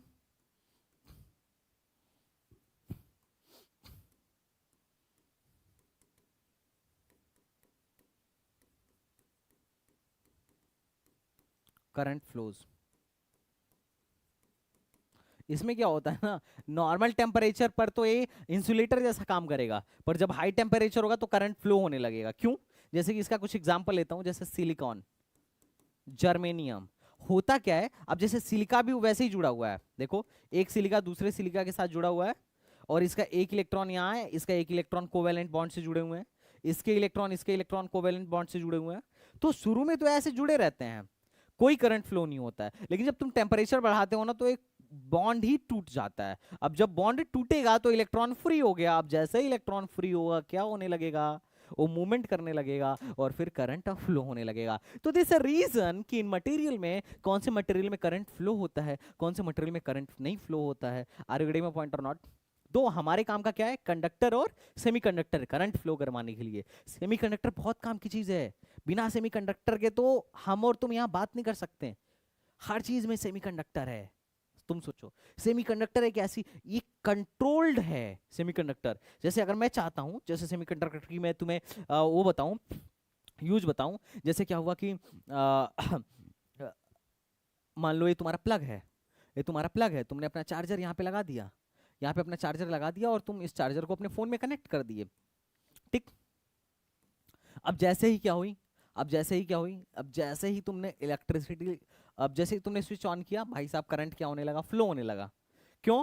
क्योंकि इसका पोटेंशियल क्या है, इसका वोल्टेज हाई है और इसका वोल्टेज क्या है, लो है। करंट किधर से किधर फ्लो होता है, हाई वोल्टेज से लो वोल्टेज की तरफ फ्लो होता है। कुछ देर बाद क्या हुआ, करंट चला गया, तो इसका पोटेंशियल कितना हो गया, 0, लेकिन इसमें बैटरी है तो बैटरी का कुछ ना कुछ पोटेंशियल है, तो इसका पोटेंशियल अब हाई हो गया। क्यों? क्योंकि उसका लो हो गया। तो जब करंट चला गया तो फिर क्या होना चाहिए, जैसे ही बिजली चली गई तो होना क्या चाहिए, अब करंट को इधर से इधर, चार्ज को इधर से इधर फ्लो होना चाहिए और तुम्हारी बैटरी डिस्चार्ज हो जानी चाहिए। पर ऐसा होता नहीं है। क्यों नहीं होता है? क्योंकि चार्जर में लगा होता है क्या, डायोड, एक सेमीकंडक्टर डिवाइस लगा है। सेमीकंडक्टर डिवाइस क्या बोलता है, बोलता है कि हैं मैं इधर से इधर करंट आने दूंगा लेकिन इधर से इधर करंट नहीं जाने दूंगा। सोचो अगर डायोड नहीं होता तो तुम्हारा फोन डिस्चार्ज हो जाता थोड़ी देर बाद, तुम लगा के अगर भूल गए तो जब तक इलेक्ट्रिसिटी है तब तक तो तुम्हारा फोन चार्ज हो रहा है, लेकिन जैसे इलेक्ट्रिसिटी गई तुम्हारा फोन डिस्चार्ज हो जाएगा, है कि नहीं? तो कंडक्टर को हल्के मत लेना, फ्लावर मत समझना, वो फायर है। बात समझ रहे हो? और हम लोग, मैंने तो बीटेक ही इलेक्ट्रॉनिक्स इंजीनियरिंग से करी हुई है, हमें तो डेली सेमीकंडक्टर और कंडक्टर से करना होता है। बात समझे कि नहीं? तो खैर ये तो आगे की बात है, जब भी तुम्हें बीटेक करना होगा तो तुम्हें समझ में आएगा। तो ये चीज है।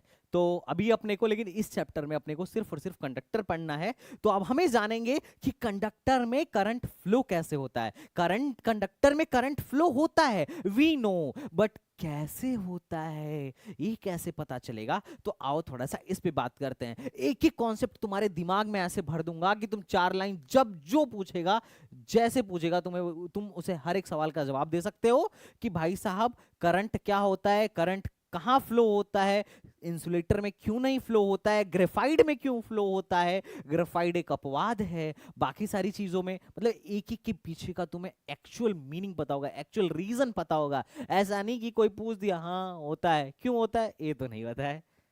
बात समझ लो? Are you getting my point? You can explain each and everything. और तुम्हारे डीपीपी में, कि डीपीपी आज क्लास खत्म होने के बाद डीपीपी के सारे सवाल बहुत ही स्मूथली लग जाएंगे। डीपीपी मैंने वैसे अपलोड कर दिया है, कहाँ है? तुम लोगों का ग्रुप बना है ना? तुम लोगों का ग्रुप नहीं बना है क्या? हाँ ग्रुप तो बना हुआ है, उसमें भी मैंने भेज दिया था, लेकिन डेली ग्रुप में नहीं भेज पाऊंगा। लेकिन मैं तुम्हें वो दिखा देता हूँ, कहाँ गया? हम्म, इसे खुलने दो, अभी मैं तुम्हें दिखा देता हूँ। डीपीपी के भी 2-4 क्वेश्चन लगे हाथ करवा दूंगा। तो चलो, हम flow of current in metal देख रहे थे कि मेटल में कैसे करंट फ्लो होता है। तो होता क्या है, जैसे एक मेटेलिक वायर है जिसको मैं काट के जूम करके तुम्हें दिखा रहा हूं, तो मेटेलिक वायर में होगा क्या, बहुत सारे इलेक्ट्रॉन्स हैं, बहुत सारे फ्री इलेक्ट्रॉन्स हैं। क्यों? क्योंकि मेटल किससे जुड़ा है, मेटेलिक बॉन्ड से जुड़ा हुआ है। मेटल का एक एटम दूसरे एटम के साथ मेटेलिक बॉन्ड से जुड़ा हुआ है। तो मेटेलिक बॉन्ड से जुड़ने का फायदा यह है कि उसके जो बाहरी ऑर्बिटल है, जो उसका बैलेंस ऑर्बिटल है ना, जो उसका बैलेंस ऑर्बिटल है, उसके सारे इलेक्ट्रॉन फ्री हैं, वो एकदम मूव कर रहे हैं, मस्त टिचिक टिचिक, जिधर मर्जी उधर मूव कर रहे हैं। तो शुरू में क्या होता है, शुरू में क्या होता है, एक इलेक्ट्रॉन इधर मूव कर रहा है, दूसरा इधर मूव कर रहा है, कोई इधर मूव कर रहा है, कोई इधर मूव कर रहा है, एकदम जिगजैग मोशन कर रहे हैं। तो अब चूंकि इलेक्ट्रॉन के मोशन, इलेक्ट्रॉनिक चार्ज है, तो चार्ज के मोशन से करंट पैदा होता, लेकिन यहां पे करंट पैदा नहीं होगा। क्यों नहीं होगा? क्योंकि अगर कोई मान लो एक इलेक्ट्रॉन है इधर मूव किया और दूसरा इलेक्ट्रॉन इधर मूव किया, तो इसके वजह से मान लो एक छोटा सा करंट I1 पैदा हुआ, और इसके वजह से भी I1 हुआ, लेकिन इसके वजह से इधर करंट हुआ और इसके वजह से इधर करंट हुआ, तो इधर करंट और इधर करंट एक दूसरे के अपोजिट है, तो नेट करंट जीरो हो गया। तो ये चूंकि ऐसे मूव कर रहे हैं, जिगजैग मोशन में मूव कर रहे हैं, इसके वजह से नेट करंट जो आ रहा है ना, वो जीरो आ रहा है। तुम ही सोच लो, एक वायर अगर है तो उसमें फ्री इलेक्ट्रॉन भी है और वो मूव भी कर रहे हैं, लेकिन करंट उसमें तुम्हें कोई करंट फील नहीं हो रहा है। क्यों? तुम एक्सपेरिमेंट करके देख लो। एक अमीटर अमीटर अच्छा, करंट फील हो रहा है कि नहीं हो रहा है, उसमें करंट आ रहा है कि नहीं आ रहा है, इसको अमीटर से तुम माप सकते हो। एक बाजार में यंत्र मिलता है, तुम एक यंत्र लगा दो अमीटर, देखोगे कि नो करंट, कोई करंट फ्लो नहीं हो रहा। क्यों नहीं हो रहा है?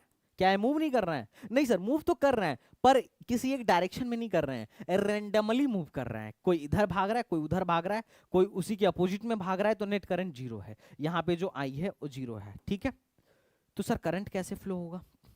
करंट भी फ्लो होगा, उसके लिए हमें थोड़ा अरेंजमेंट करना पड़ेगा। अब क्या अरेंजमेंट है? वो है बैटरी। क्या है? दैट इज बैटरी या सेल। अब बैटरी क्या होता है? वैसे तो मैं तुम्हें बैटरी का बता देता हूँ, अभी सिंबल में बता देता हूँ।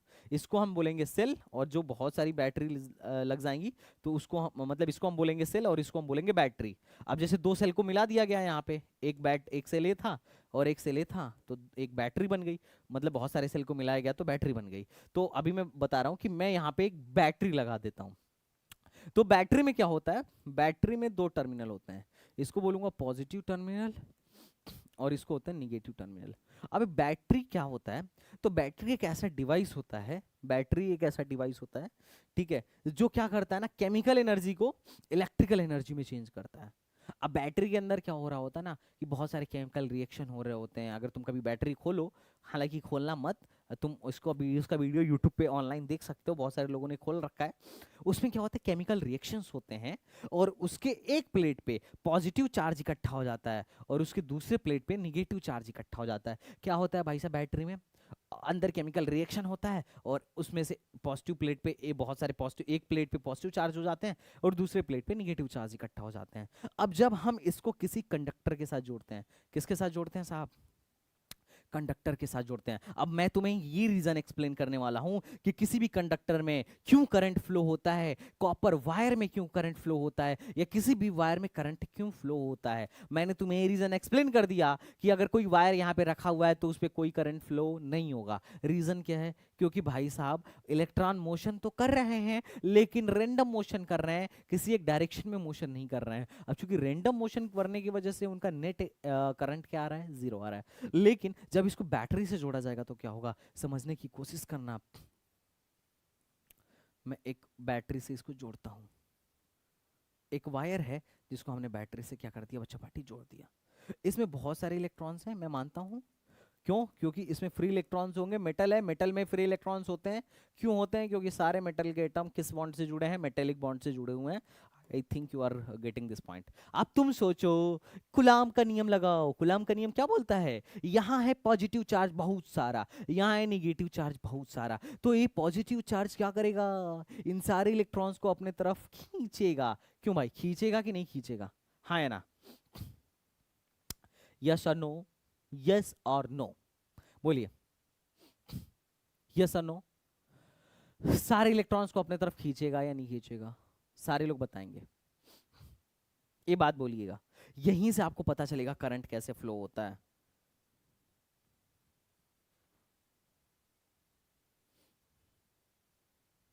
सौरभ भारद्वाज कह रहे हैं कि सर समझ में नहीं आ रहा है, हिंदी में बताइए।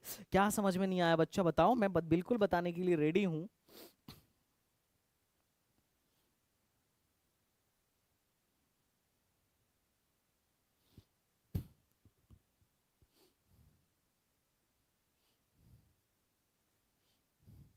बोलो सौरभ, क्या नहीं समझ में आ रहा? अच्छा, मेटल मतलब होता है धातु, और कंडक्टर मतलब होता है चालक, और इंसुलेटर मतलब होता है कुचालक, सेमीकंडक्टर मतलब होता है अर्धचालक। ठीक है? Are you getting my point or not guys? Please tell me, तुम लोग को ये समझ में आ रहा है कि नहीं मैं जो पढ़ा रहा हूं? हाँ या ना बोलो, सारे लोग हाँ या ना बोलो। बच्चों पार्टी, हाँ या ना बोलोगे तो ही समझ में आएगा, ऐसे बिल्कुल नहीं समझ में आने वाला है कि क्या मसला है क्या नहीं है। अचानक से मुंह उठा के पूछ रहे हो, मैं एक एक चीज का रीजन देते जाऊंगा और तुम एक एक सवाल को सॉल्व कर लोगे, आई गारंटेड। 75% से अगर अटेंडेंस कम हुआ तो ये रूल है कि तुम्हें 1 रुपए वाले कोर्स से रिमूव कर दिया जाएगा, और फिर से अगर तुम्हें इनरोल्ड करना होगा तो कम से कम 4 to 5,000 तुम्हें पे करना होगा मिनिमम, तब जाके तुम्हें इनरोलमेंट मिलने वाली है। Are you getting my point or not? तो होगा क्या, ये इलेक्ट्रॉन सारे के सारे इधर आएंगे। अब तुम बताओ, अगर इलेक्ट्रॉन इधर आएंगे, सारे के सारे इलेक्ट्रॉन एक डायरेक्शन में, अगर इलेक्ट्रॉन एक डायरेक्शन में फ्लो करने लगे तो क्या इसके अपोजिट डायरेक्शन में करंट नहीं फ्लो हो जाएगी?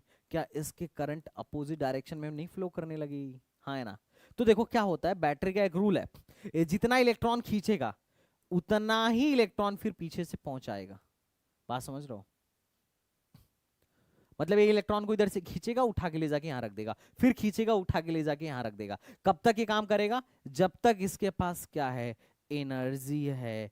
जब तक इसके पास एनर्जी है। अब जैसे ये डिस्चार्ज हो जाएगा, इसकी एनर्जी खत्म हो जाएगी, फिर इसमें करंट फ्लो होना बंद हो जाएगा। ये वैसा ही है जैसे बचपन में क्या होता था, बचपन में हम लोग झूले पे ऐसे जाते थे और यहाँ से सरकना स्टार्ट करते थे, है ना? झूले पे हमारे मम्मी पापा हमें ले जाते थे पार्क में। तुम लोगों ने ये खेल खेला है? ये झूला नहीं है, ये कुछ मतलब ऐसे होता था, स्लैब टाइप का होता था जिसमें हम लोग यहाँ बैठते थे और अपने आप फिसल के नीचे आ जाते थे। फिर हमारे मम्मी पापा क्या करते हैं, यहाँ से उठा के ले जाते हैं, फिर सीढ़ी से चल के यहाँ पे रख देते हैं, फिर हम स्लाइड करके नीचे आते हैं, फिर ये लोग उठा के लेके जाते हैं, उठा के लेके जाते थे। तो ऐसे ही ना इसका मम्मी पापा है बैटरी। बैटरी क्या कर रहा है, अपनी एनर्जी खर्च कर रहा है, इलेक्ट्रॉन को इधर खींच रहा है।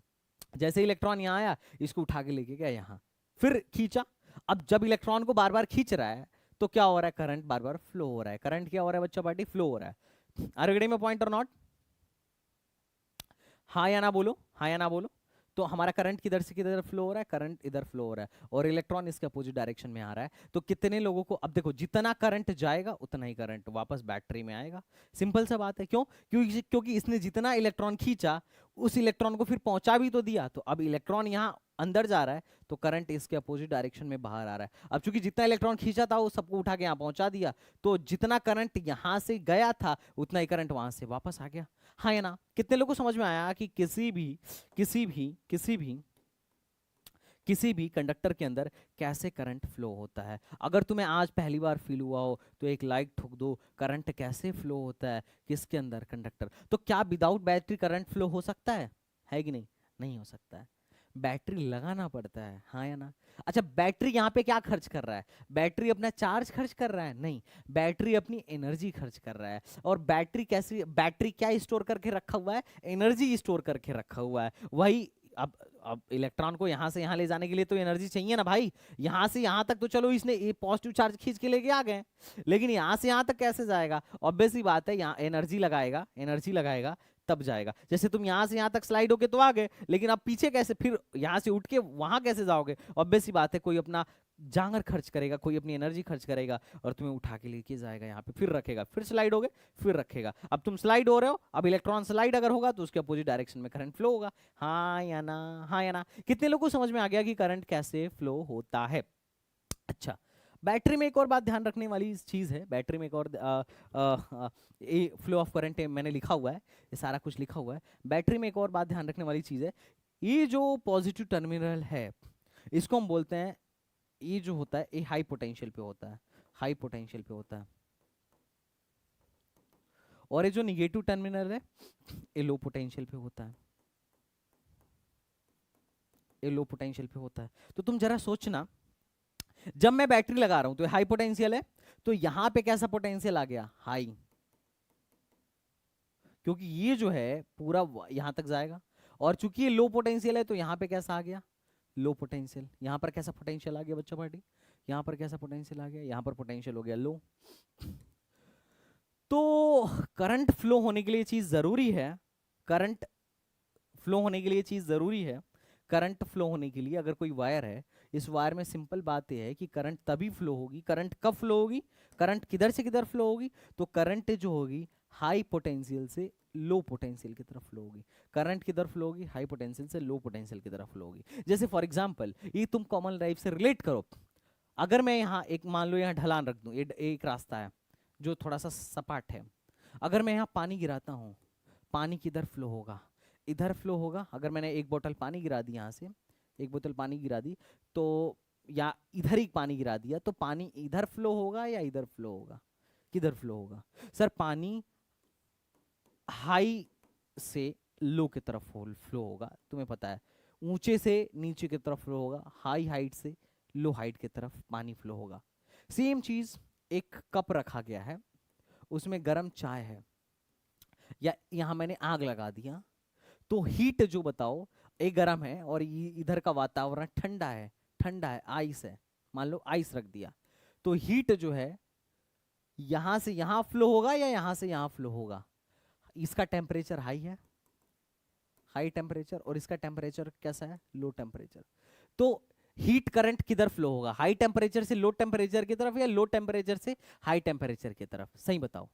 ऑब्वियस सी बात है, हीट करंट हाई टेम्परेचर से लो टेम्परेचर की तरफ फ्लो होगा। वाटर करंट किधर फ्लो होगा, हाई हाइट से लो हाइट की तरफ फ्लो होगा। मतलब वाटर को फ्लो कराने के लिए कौन जिम्मेदार है भाई साहब, एक हाइट में डिफरेंस। और हीट के लिए क्या है भाई, हीट को हाई टेम्परेचर से लो टेम्परेचर, हीट करंट जो है हाई टेम्परेचर से लो टेम्परेचर की तरफ जाएगा, उसी तरीके से करंट भी हमेशा हाई वोल्टेज से लो वोल्टेज की तरफ जाएगा। अगर जैसे मान लो एक सपाट है, मैंने पानी गिराया, कहीं पानी नहीं जाएगा।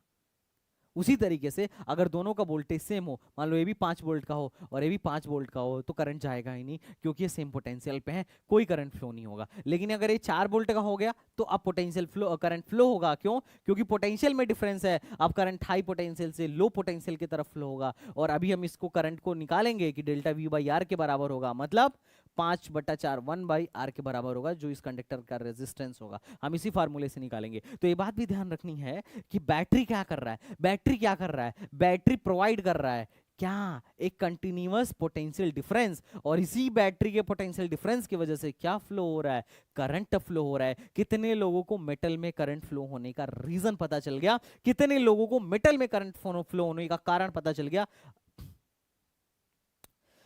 अगर पता चल गया हो तो फटाक से बता दो। अगर तुम्हें पता चल गया हो, ठीक है, A to Z digital knowledge, धारा किसी भी चालक में या किसी भी कुचालक में किस तरीके से प्रभावित होती है, अगर आपको ये पता चल गया हो तो आप फटाफट कमेंट बॉक्स में बताइए, हाँ या ना। यस, सेल में charge positive to negative flow होता है। यस, इस बच्चे ने एकदम सही बात बोली, क्योंकि देखो इसमें क्या है, इलेक्ट्रॉन यहां से यहां आ रहा है, फिर इसी इलेक्ट्रॉन को पॉजिटिव से निगेटिव भेजा जा रहा है, और फिर इलेक्ट्रॉन ऐसे जा रहा है। बात समझ में आया? तो ये सही बात बोला कि हर्ष राज ने बोला कि सर सेल में charge positive to negative flow होता है। ये डिपेंड करता है हर्ष कि बैटरी चार्जिंग में लगी हुई है या डिस्चार्जिंग में लगी हुई है। जैसे फॉर एग्जांपल यहाँ पे बैटरी क्या हो रही है, डिस्चार्ज हो रही है। क्यों? क्योंकि ये काम कर रही है। बैटरी को अगर चार्ज करना हो तो अभी हम चार्ज करने का भी कंडीशन देखेंगे। अगर बैटरी से करंट निकल रहा है, बैटरी से करंट निकल रहा है तो ये डिस्चार्जिंग है, और अगर बैटरी में करंट आ रहा है तो ये चार्जिंग है। अभी हम आगे देखेंगे। इतना तक समझ में आ गया हो तो बताओ, एकदम बड़ा बेसिक बात था, ये सारा लिख लेना कि metal saw a very different kind of bonding called metallic bonding. According to this bonding, the outermost electrons are not bounded to any particular atom and it's move freely inside the metal randomly as on in figure। जैसा कि figure में दिखाया गया है कि metal के जो outer most orbital के इलेक्ट्रॉन्स होते हैं वो मेटॉलिक बॉन्ड से जुड़े होने की वजह से फ्री होते हैं, और फ्री होते हैं तो ये रेंडमली मोशन कर रहे हैं होते हैं। So these electron are free electrons, और इन इलेक्ट्रॉन्स को फ्री इलेक्ट्रॉन्स बोलते हैं।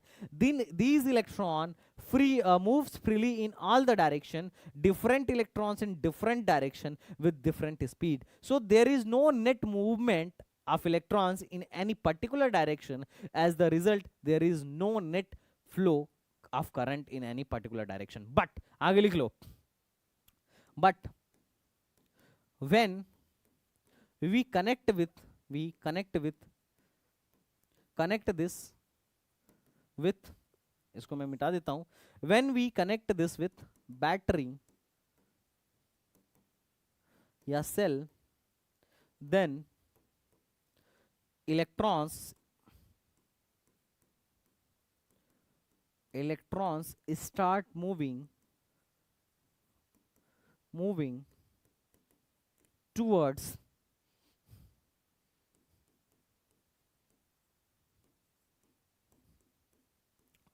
positive terminal of battery. Positive terminal of battery. An electron, अब चूंकि इलेक्ट्रॉन बैटरी के पॉजिटिव टर्मिनल की तरफ मूव करना स्टार्ट हो गए, तो दैट्स वाई, इस वजह से that's why current start flowing.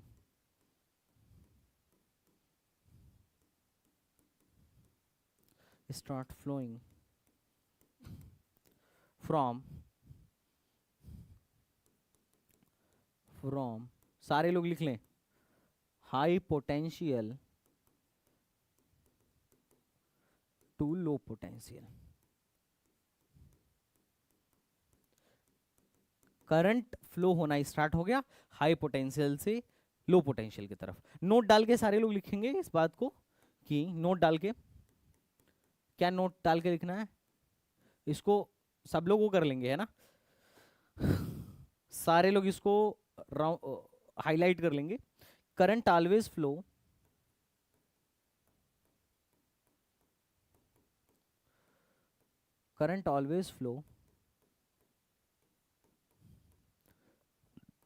from high potential to low potential. Okay, सबने लिख लिया.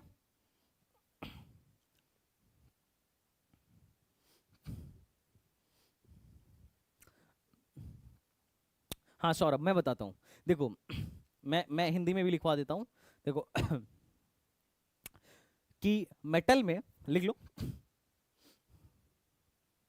चूंकि मेटल के सारे एटम्स, धातु के सारे एटम्स मेटेलिक बॉन्ड के द्वारा जुड़े होते हैं, अतः बाहरी ऑर्बिटल के सारे इलेक्ट्रॉन्स मूव करने के लिए फ्री होते हैं, और इनको हम फ्री इलेक्ट्रॉन कहते हैं. क्या बोलते हैं भाई साहब? Free electrons. और ये सारे के सारे फ्री इलेक्ट्रॉन्स रैंडम मोशन में रैंडम मोशन करते हैं, different direction with different speed. लेकिन किसी पर्टिकुलर डायरेक्शन में नेट मोशन ना होने के कारण, नेट गति ना होने के कारण क्या होता है, कोई करंट प्रवाहित नहीं होता है. बट जैसे ही हम इस कंडक्टर को एक बैटरी से जोड़ते हैं, तो सारे के सारे इलेक्ट्रॉन्स बैटरी के पॉजिटिव टर्मिनल की तरफ मूव करना स्टार्ट कर देते हैं. क्यों स्टार्ट करते हैं तुम्हें पता है? ठीक है. अब चूंकि सारे के सारे इलेक्ट्रॉन बैटरी के पॉजिटिव टर्मिनल की तरफ मूव करना स्टार्ट कर लिए, तो that's why current start flowing in the opposite direction of electron, motion of electron. इसलिए करंट भी फ्लो होना स्टार्ट हो गया, फ्लो होना शुरू हो जाता है इलेक्ट्रॉन्स के अपोजिट डायरेक्शन में, इलेक्ट्रॉन्स के उल्टे डायरेक्शन में. ये हो गया. ठीक है, हिंदी भी वीक है और इंग्लिश भी थोड़ी वीक ही है ना. बट कोई नहीं, चलो, आई थिंक तुम्हें समझ में आ गया होगा. तुम अपने भाषा में जैसे लिखना चाहो लिख सकते हो. ठीक है, ओके. ये बात जो लोग छापना चाहें छाप लें, मैं आगे बढ़ता हूँ. ठीक है. अच्छा, अब थोड़ा सा हम इस पे बात और करेंगे. मैं इस पे थोड़ा सा और बात करना चाहूँगा कि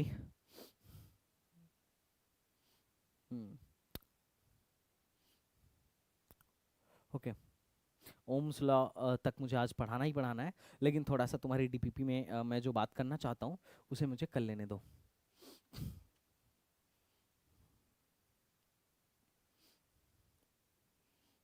इंटरनेट मेरा स्लो है क्या?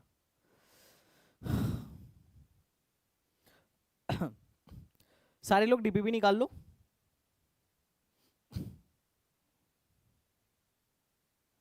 बच्चा पार्टी सारे लोग.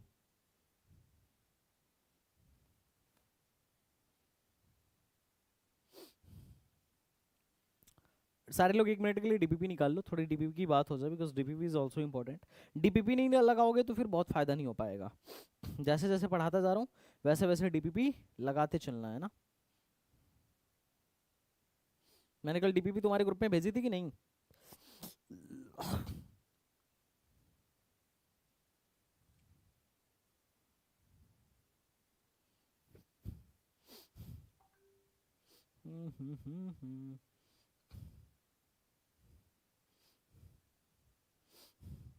Give me 1 minute. Let me download it. This is DPP 1। DPP लगाना सबके लिए अनिवार्य है, मैं कायदे के साथ बता रहा हूँ, है ना। डीपीपी लगाने में बकैती नहीं होनी चाहिए, ठीक है। एक एक सवाल मैं एक्सप्लेन करते जा रहा हूँ and you have to solve. क्या ये दिख रहा है? क्या डीपीपी सबको दिख रही है क्या? देखो डीपीपी लगाओगे बहुत फायदा होगा। सोचो हर क्लास के बाद 15 क्वेश्चन दूं और तुम लगा लो, एक चैप्टर में अगर मैं 5 लेक्चर ले रहा हूँ या 4 लेक्चर ले रहा हूँ तो 60-70 सवाल तो तुम्हारे ऐसे ही हो जाएंगे। अब डेली का सवाल डेली करोगे तो बर्डन नहीं होगा। एक दिन में तुम्हें 60 सवाल दूंगा, है ना, तो तुम्हारे तोते उड़ जाएंगे। मैं जिस रूल को फॉलो करने के लिए बोल रहा हूँ वो रूल तुम इजिली फॉलो कर सकते हो, है ना। एक दिन में कोई 100 सवाल करे पॉसिबल नहीं है, लेकिन एक दिन में 15 सवाल हो सकते हैं। चलो मैं पहले तुम्हें, अरे क्यूटी, तुम्हें फिजिक्स से डरने की जरूरत नहीं है, जब तक मैं हूं तब तक तो नहीं डरने की जरूरत है ना। चलो सवाल क्या बोल रहा है कि अ टीवी, थोड़ा सा बड़ा कर लेता हूं, थोड़ा बड़ा कर लेता हूं।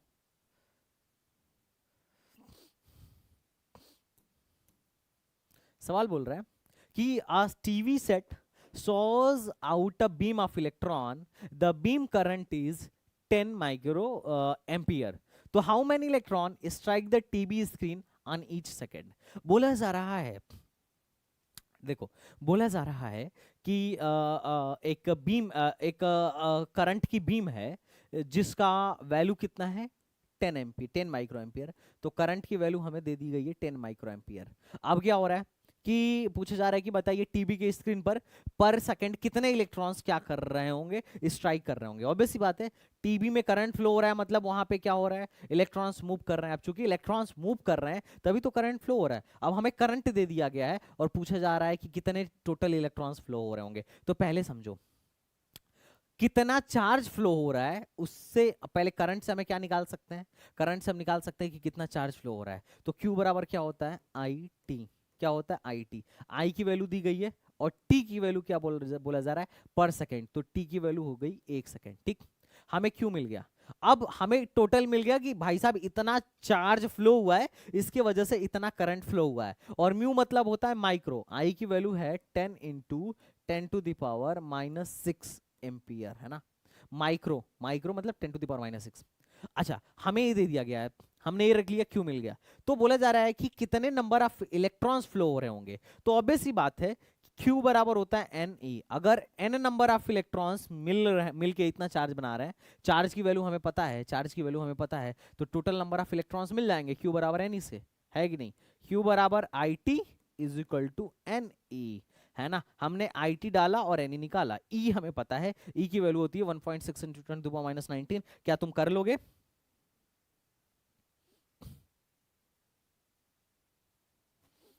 क्यूटी कह रही है कि मैं 20,000 देके ऑफलाइन कोचिंग कर रही हूं और उसमें भी क्या पढ़ाते हैं खुद समझ में नहीं आता है। बट कल से आपसे पढ़ रही हूं, समझ आ रहा है अब, और फिजिक्स इंटरेस्टिंग लगने लगा। अरे बहुत इंटरेस्टिंग लगेगी, सच बता रहा हूं, तुम्हें मजा आ जाएगा। एक एक चीज का रीजन तुम्हें पता चल जाएगा, बस डीपीपी डेली सॉल्व करना। तो क्या पहला सवाल तुम कर लोगे? मैं समझा रहा हूं, आज तुम करोगे, फिर जो नहीं होगा, जिसका आंसर नहीं आएगा, मैं फिर कल कराऊंगा लास्ट के 10 मिनट में। क्या पहला सवाल तुम कर लोगे? क्या पहला सवाल तुम कर लोगे? नंबर ऑफ इलेक्ट्रॉन निकालना है, पहले मैं चार्ज निकालूंगा और चार्ज में इलेक्ट्रॉन से भाग दे दूंगा तो हमें मिल जाएगा। कितने लोग कह रहे हैं पहला सवाल कर लूंगा? Thank you cutie cool girl. कितने लोग कह रहे हैं सर पहला सवाल कर लूंगा? कर लोगे तो बताओ।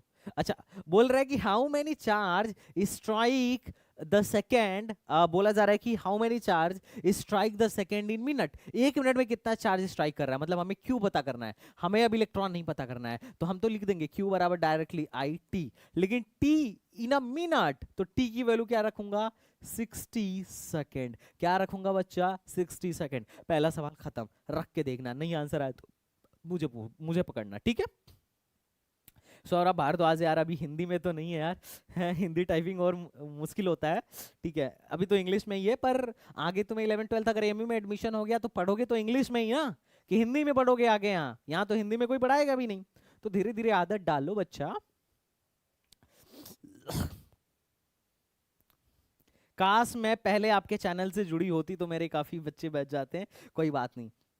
Money doesn't matter, selection matter बच्चा। अब से भी पढ़ो और अब से भी अपना सिलेक्शन लेके जाओ। चलो अगला करंट क्या बोलते हैं कि अ करंट ऑफ, ठीक है, एक क्या लिखा है 10 एम्पियर, इसने आई लिख दिया है, बट एक क्या है 10 ampere exist in a conductor, ठीक है। एज्यूमिंग दिस करंट इज इंटरली, मतलब ये जो करंट है, जो इंटायर करंट है वो फ्लो ऑफ इलेक्ट्रॉन की वजह से है। एक किसी कंडक्टर में एक 10 एम्पियर का करंट बह रहा है, एग्जिस्ट कर रहा है, और ये इलेक्ट्रॉन के फ्लो की वजह से बह रहा है। तो बताइए find the number of electron crossing the area of cross section पर सेकेंड। अब तुम्हें बताना है कि अब चूंकि मैं बना देता हूं एक, अब इसके क्रॉस सेक्शन से बताना है कि इसके क्रॉस सेक्शन से कितने number of electrons her second में क्रॉस कर रहे हैं। तो कोई बात नहीं, हमें क्या दिया गया है बच्चा, आई की वैल्यू दी गई है 10 एम्पियर। आई की वैल्यू अगर मुझे 10 एम्पियर दे दी गई है तो कुछ नहीं, Q बराबर आई टी होता है, ठीक। हमें T की वैल्यू 1 सेकंड दिया गया, आई दिया गया है, हमें नंबर ऑफ इलेक्ट्रॉन्स चाहिए तो Q बराबर आई टी, और Q की वैल्यू N के भी बराबर होती है, तो Q बराबर I T is equal to N। हमें E पता है, I पता है, T पता है, क्या N नहीं निकल जाएगा? 100% निकल जाएगा, हम निकाल देंगे, ठीक। क्या दूसरा सवाल कर लोगे? हाँ या ना बोलो, हाँ या ना बोलो। अच्छा, और क्या बोला जा रहा है, if such a current is maintained for an hour, अगर 1 घंटे करंट फ्लो किया जाए तो बताइए कितना चार्ज फ्लो होगा। तो हमसे तो सिर्फ Q पूछ रहा है, तो Q बराबर लिख दूंगा आई टी। आई की वैल्यू है 10, T की वैल्यू कितना है बच्चा पार्टी? सर 1 घंटा, 1 घंटा मतलब 60 मिनट, और 1 मिनट में 60 सेकेंड, तो मैं लिख दूंगा 3600। खत्म। तो ये कितना हो गया? 36,000 हो गया। लो 36,000 गुलाम, ठीक है, बढ़िया। आगे चलो आगे चलो, तीसरा सवाल क्या कह रहा है, the current of 5 ampere flow through a circuit for 15 minute, calculate the amount of charge during the time. अरे यार अमाउंट ऑफ चार्ज ही पूछ रहा है ना, तो Q बराबर लिख दो आई टी, खत्म। इसको भी कर दो। अगला question, if the charge of electron is इतना, एक इलेक्ट्रॉन में कितना चार्ज दे, एक इलेक्ट्रॉन का चार्ज बता रहा है हमें क्या बताने की जरूरत, तुम्हें तो खुद पता है कि नहीं। तो बोल रहा है कि how many electron should pass through in a conductor in 1 second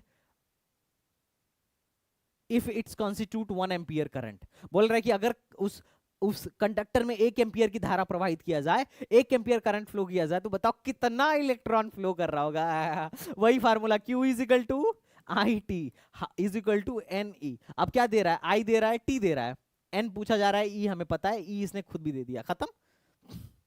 अगला सवाल, how many electron pass through a lamp in 1 minute if current is इतना मिली एम्पियर। अच्छा, मिली मतलब क्या होता है, आई की वैल्यू इसने दिया है 200 मिली एम्पियर, मिली मतलब होता है 10 टू द पावर -3, तो लिख दूंगा 200 गुणे 10 टू द पावर -3 एम्पियर। अब करना है इसको, अब हो जाएगा। बोल रहे कितना इलेक्ट्रॉन पास होगा लैंप के थ्रू, तो यही Q बराबर आई टी और Q बराबर एन ई। हमें आई पता है, टी पता है, ई पता है, एन निकाल दो, खत्म। एकदम लुलुल सवाल पूछा गया है, डीपीवी में कुछ था भी नहीं, लेकिन तुमसे 15 सवाल होने चाहिए। A conductor cross a current इतना, find the amount of charge, कितना चार्ज फ्लो हो रहा है इतने देर में और कितने इलेक्ट्रॉन फ्लो हो रहे हैं। लुल्ल सवाल कर देना, मैं नहीं बता रहा। बोल रहा है कि 1 एम्पियर करंट में, अगर 1 एम्पियर करंट को किसी मान लो कोई वायर है, इसमें कितना करंट फ्लो किया जाए, 1 एम्पियर करंट फ्लो किया जाए 1 सेकंड के लिए, तो कितना चार्ज फ्लो होगा, तो कितना चार्ज फ्लो होगा, Q बराबर आई टी, खत्म, है ना। 1 कूलाम किसके इक्वल होता है, 1 कूलाम किसके इक्वल होता है, बताओ 1 कूलाम किसके इक्वल होता है, तो Q बराबर होता है आई टी। अगर Q की वैल्यू 1 है और I की वैल्यू भी 1 एम्पियर हो जाए और टाइम भी 1 सेकंड हो जाए, तो 1 एम्पियर इंटू 1 सेकंड 1 कूलाम के बराबर होगा। 1 ampere into second is equal to 1 coulomb, खत्म। When a body is negatively charged by friction, अगर रगड़ के, जैसे कि हम कल कर रहे थे, एक छड़ को कपड़े से रगड़ रहे थे, एबोनाइट के रॉड को किससे, खरगोश के फर से रगड़ रहे थे, या फिर हम ग्लास के रॉड को किससे रगड़ रहे थे भाई साहब, सिल्क के कपड़े से रगड़ रहे थे, तो फ्रिक्शन कर रहे थे, रगड़ रहे थे, तो क्या हो रहा था, एक पे से चार्ज निकल रहा था, दूसरे पे चार्ज आ रहा था। तो बोल रहा है कि अगर किसी बॉडी पे रगड़ के निगेटिव चार्ज ला दिया जाए तो क्या होगा। तो the body has acquire excess of electron, obvious सी बात है, निगेटिव चार्ज आने का मतलब उस पे एक्सेस ऑफ इलेक्ट्रॉन आ गया, हाँ या ना, हाँ या ना। ओके, फिर दूसरा, पहला ऑप्शन ही सही हो गया। बोल रहा है कि the body has acquire excess of proton, नहीं, गलत बात है, प्रोटॉन तो निकलेगा ही नहीं, सिर्फ इलेक्ट्रॉन ही निकलेगा। क्या इलेक्ट्रॉन का लॉस करेगा, नहीं। क्या न्यूट्रॉन का लॉस करेगा, नहीं। ठीक है, अगला सवाल बोल रहा है कि if a charge body attract another body, body the charge on the body, अब बोल रहा है कि एक चार्ज बॉडी है, मान लो एक Q1 है, दूसरे को अट्रैक्ट कर रहा है, ठीक है, a charge body attract another body, तो क्या होगा। तो भाई ये चार्ज बॉडी अगर पॉजिटिव हुआ तो ये निगेटिव हो जाएगा, और अगर ये निगेटिव हुआ तो ये पॉजिटिव हो जाएगा। तो भाई साहब maybe positive, maybe negative, maybe positive और zero. Okay, A suitable unit of expressing the strength of फलाना टिमकाना, बोल रहा है कि इलेक्ट्रिक फील्ड का यूनिट क्या होगा। तो इलेक्ट्रिक फील्ड का फार्मूला लिखो, electric field is equal to force upon charge, force मतलब इसका यूनिट न्यूटन, चार्ज का यूनिट कूलम, तो that is newton per coulomb 11। 1 ampere किसके इक्वल होगा, तुम देख लेना है ना। What is the constituent current in metal, मतलब मेटल में करंट फ्लो होने के लिए उसका कंस्टिट्यूट्स कौन है, किसकी वजह से मेटल में करंट फ्लो होता है। चलो बताओ, मेटल में किसकी वजह से करंट फ्लो होता है, एक क्वेश्चन तो कर दो बच्चा। क्या मेटल में इलेक्ट्रॉन की वजह से करंट फ्लो होता है, या प्रोटॉन या एटम या मॉलिक्यूल, किसकी वजह से करंट फ्लो होता है। मेटल में किसकी वजह से करंट फ्लो होता है बच्चा पार्टी, जल्दी बताओ, जल्दी जल्दी जल्दी। अब ऐसी बात है, अभी हमने पढ़ा कि मेटल में बहुत सारे फ्री इलेक्ट्रॉन्स पाए जाते हैं जिसकी वजह से करंट फ्लो होती है। 14वां, if I current flow through the wire and E is the charge of electron, then the number of electrons t second में कितने नंबर ऑफ इलेक्ट्रॉन्स फ्लो होंगे। तो हमें पता है Q is equal to IT और Q is equal to NE, हमें N पता करना है, तो N बराबर IT बाई E, खत्म। IT बाई, एकदम 2 मिनट लगता है, पूरा DPP डिस्कस कर दूंगा, मेरे लिए कोई बड़ा सवाल नहीं है ना। तुम्हें समझ में आ रहा है कि नहीं आ रहा है। वैसे आज मैं एक रिव्यू दे रहा हूं, तुम्हें सारा सवाल जाके आज खुद करना है, और करने के बाद से जो फंस जाए वो कल फिर से पूछना है। लास्ट के 10 मिनट हमेशा डीपीपी डिस्कशन होगा, और कल मैं दूसरी डीपीपी दूंगा, मैं सेकंड डीपीपी कल दूंगा, है ना। कल डीपीपी होगी ओम्स लॉ का और रेजिस्टेंस का। जिस तरीके से तुम्हें तैयार करूंगा ना बेटा, तुम पूरा जीवन याद रखोगे कि काश आगे भी सर आप 11th 12th में भी आप ही हमें पढ़ाइए। चलो, conventionally the direction of current is taken as, conventionally current के डायरेक्शन को किधर के तरफ लिया गया, क्या direction of flow of negative charge की तरफ लिया गया, या direction of flow of atom की तरफ लिया गया, या direction of flow of positive charge लिया गया, या direction of flow of molecule लिया गया। कन्वेंशनली किधर की तरफ लिया गया था, तो कन्वेंशनली पॉजिटिव चार्ज इधर मोशन करता है, उधर के ही डायरेक्शन को हम करंट के डायरेक्शन में मानते हैं। I hope you are getting my point. अगर समझ में आ गया हो तो लाइक कर दीजिए, शेयर कर दीजिए, सब्सक्राइब कर दीजिए। टाइम तो आज बचा नहीं, क्योंकि बीटेक वालों की भी क्लास लेनी है, that's why I am going right now. कल हम पढ़ेंगे इलेक्ट्रिक पोटेंशियल और ओम्स लॉ, और कल हम एक एक्सपेरिमेंट भी देखेंगे, तुम घर पे जाके एक्सपेरिमेंट कर सकते हो, है ना। Ohm's law is very important, तुम्हारा 80% क्वेश्चन नहीं 60% क्वेश्चन तुम्हारे एग्जाम में ओम्स लॉ और रेजिस्टेंस से आएगा, ध्यान रखिए ना इस बात को, ठीक है। अब तक जो तुमने पढ़ा वो सिर्फ बेस बनाने के लिए था, ये समझाने के लिए था कि करंट होता क्या है, करंट फील कराने के लिए था, अंदर से फील हो जाए करंट क्या है, क्यों है, कैसे है, मेटल में क्यों है, नॉन मेटल में क्यों नहीं है ना, इंसुलेटर में क्यों नहीं है, सेमीकंडक्टर क्या है, everything you must have to feel. जब तक फिजिक्स को फील नहीं करोगे ना, मजा नहीं आएगा। फिजिक्स याद करने वाली चीज नहीं है, पढ़ने वाली चीज नहीं है, फील करने वाली चीज है। फिजिक्स क्या है भाई साहब, जीवन है, फील करोगे मजा आएगा, नहीं फील करोगे कोई मतलब नहीं है कि नहीं। रट लो, एग्जाम परीक्षा पास कर लो, निकल जाओ, फेल हो जाओ, निकल जाओ, मतलब बस यहीं तक तुम रख लोगे इसको। अगर जीवन में फिजिक्स सीखना है तो इसको फील करिए, बहुत मजा आएगा। हर चीज के पीछे का लॉजिक है ना, इस चीज को, हर चीज को तुम प्रैक्टिकली देख सकते हो फिजिक्स में। ओके गाइस, तो चलो मिलते हैं नेक्स्ट वीडियो में, तब तक ले बाय बाय, टाटा एंड जय हिंद। अगर आपको वीडियो अच्छी लगी हो तो लाइक शेयर एंड सब्सक्राइब, और दूसरे लोगों को भी शेयर करिए। पूरे अलीगढ़ या जहां पे भी आप पढ़ रहे हो, आप मैच करके देखिएगा, फ्री में भी हम उनसे बेहतर कंटेंट आपको दे रहे हैं। You can match it and you will fully satisfied कि हाँ सर, इस एग्जाम को क्लियर करने के लिए जो भी चाहिए हम आपको दे रहे हैं। हालांकि हर एक टीचर अच्छा होता है और हर एक टीचर अपना बेस्ट ही देता है, and we are also providing you best जो कि इस एग्जाम को क्लियर करने के लिए सफिशिएंट है। तो अगर अच्छा लगा हो तो लाइक शेयर एंड सब्सक्राइब कर दीजिए। ओके गाइस, तो चलिए मिलते हैं नेक्स्ट वीडियो में, तब तक के लिए बाय बाय, टाटा एंड जय हिंद।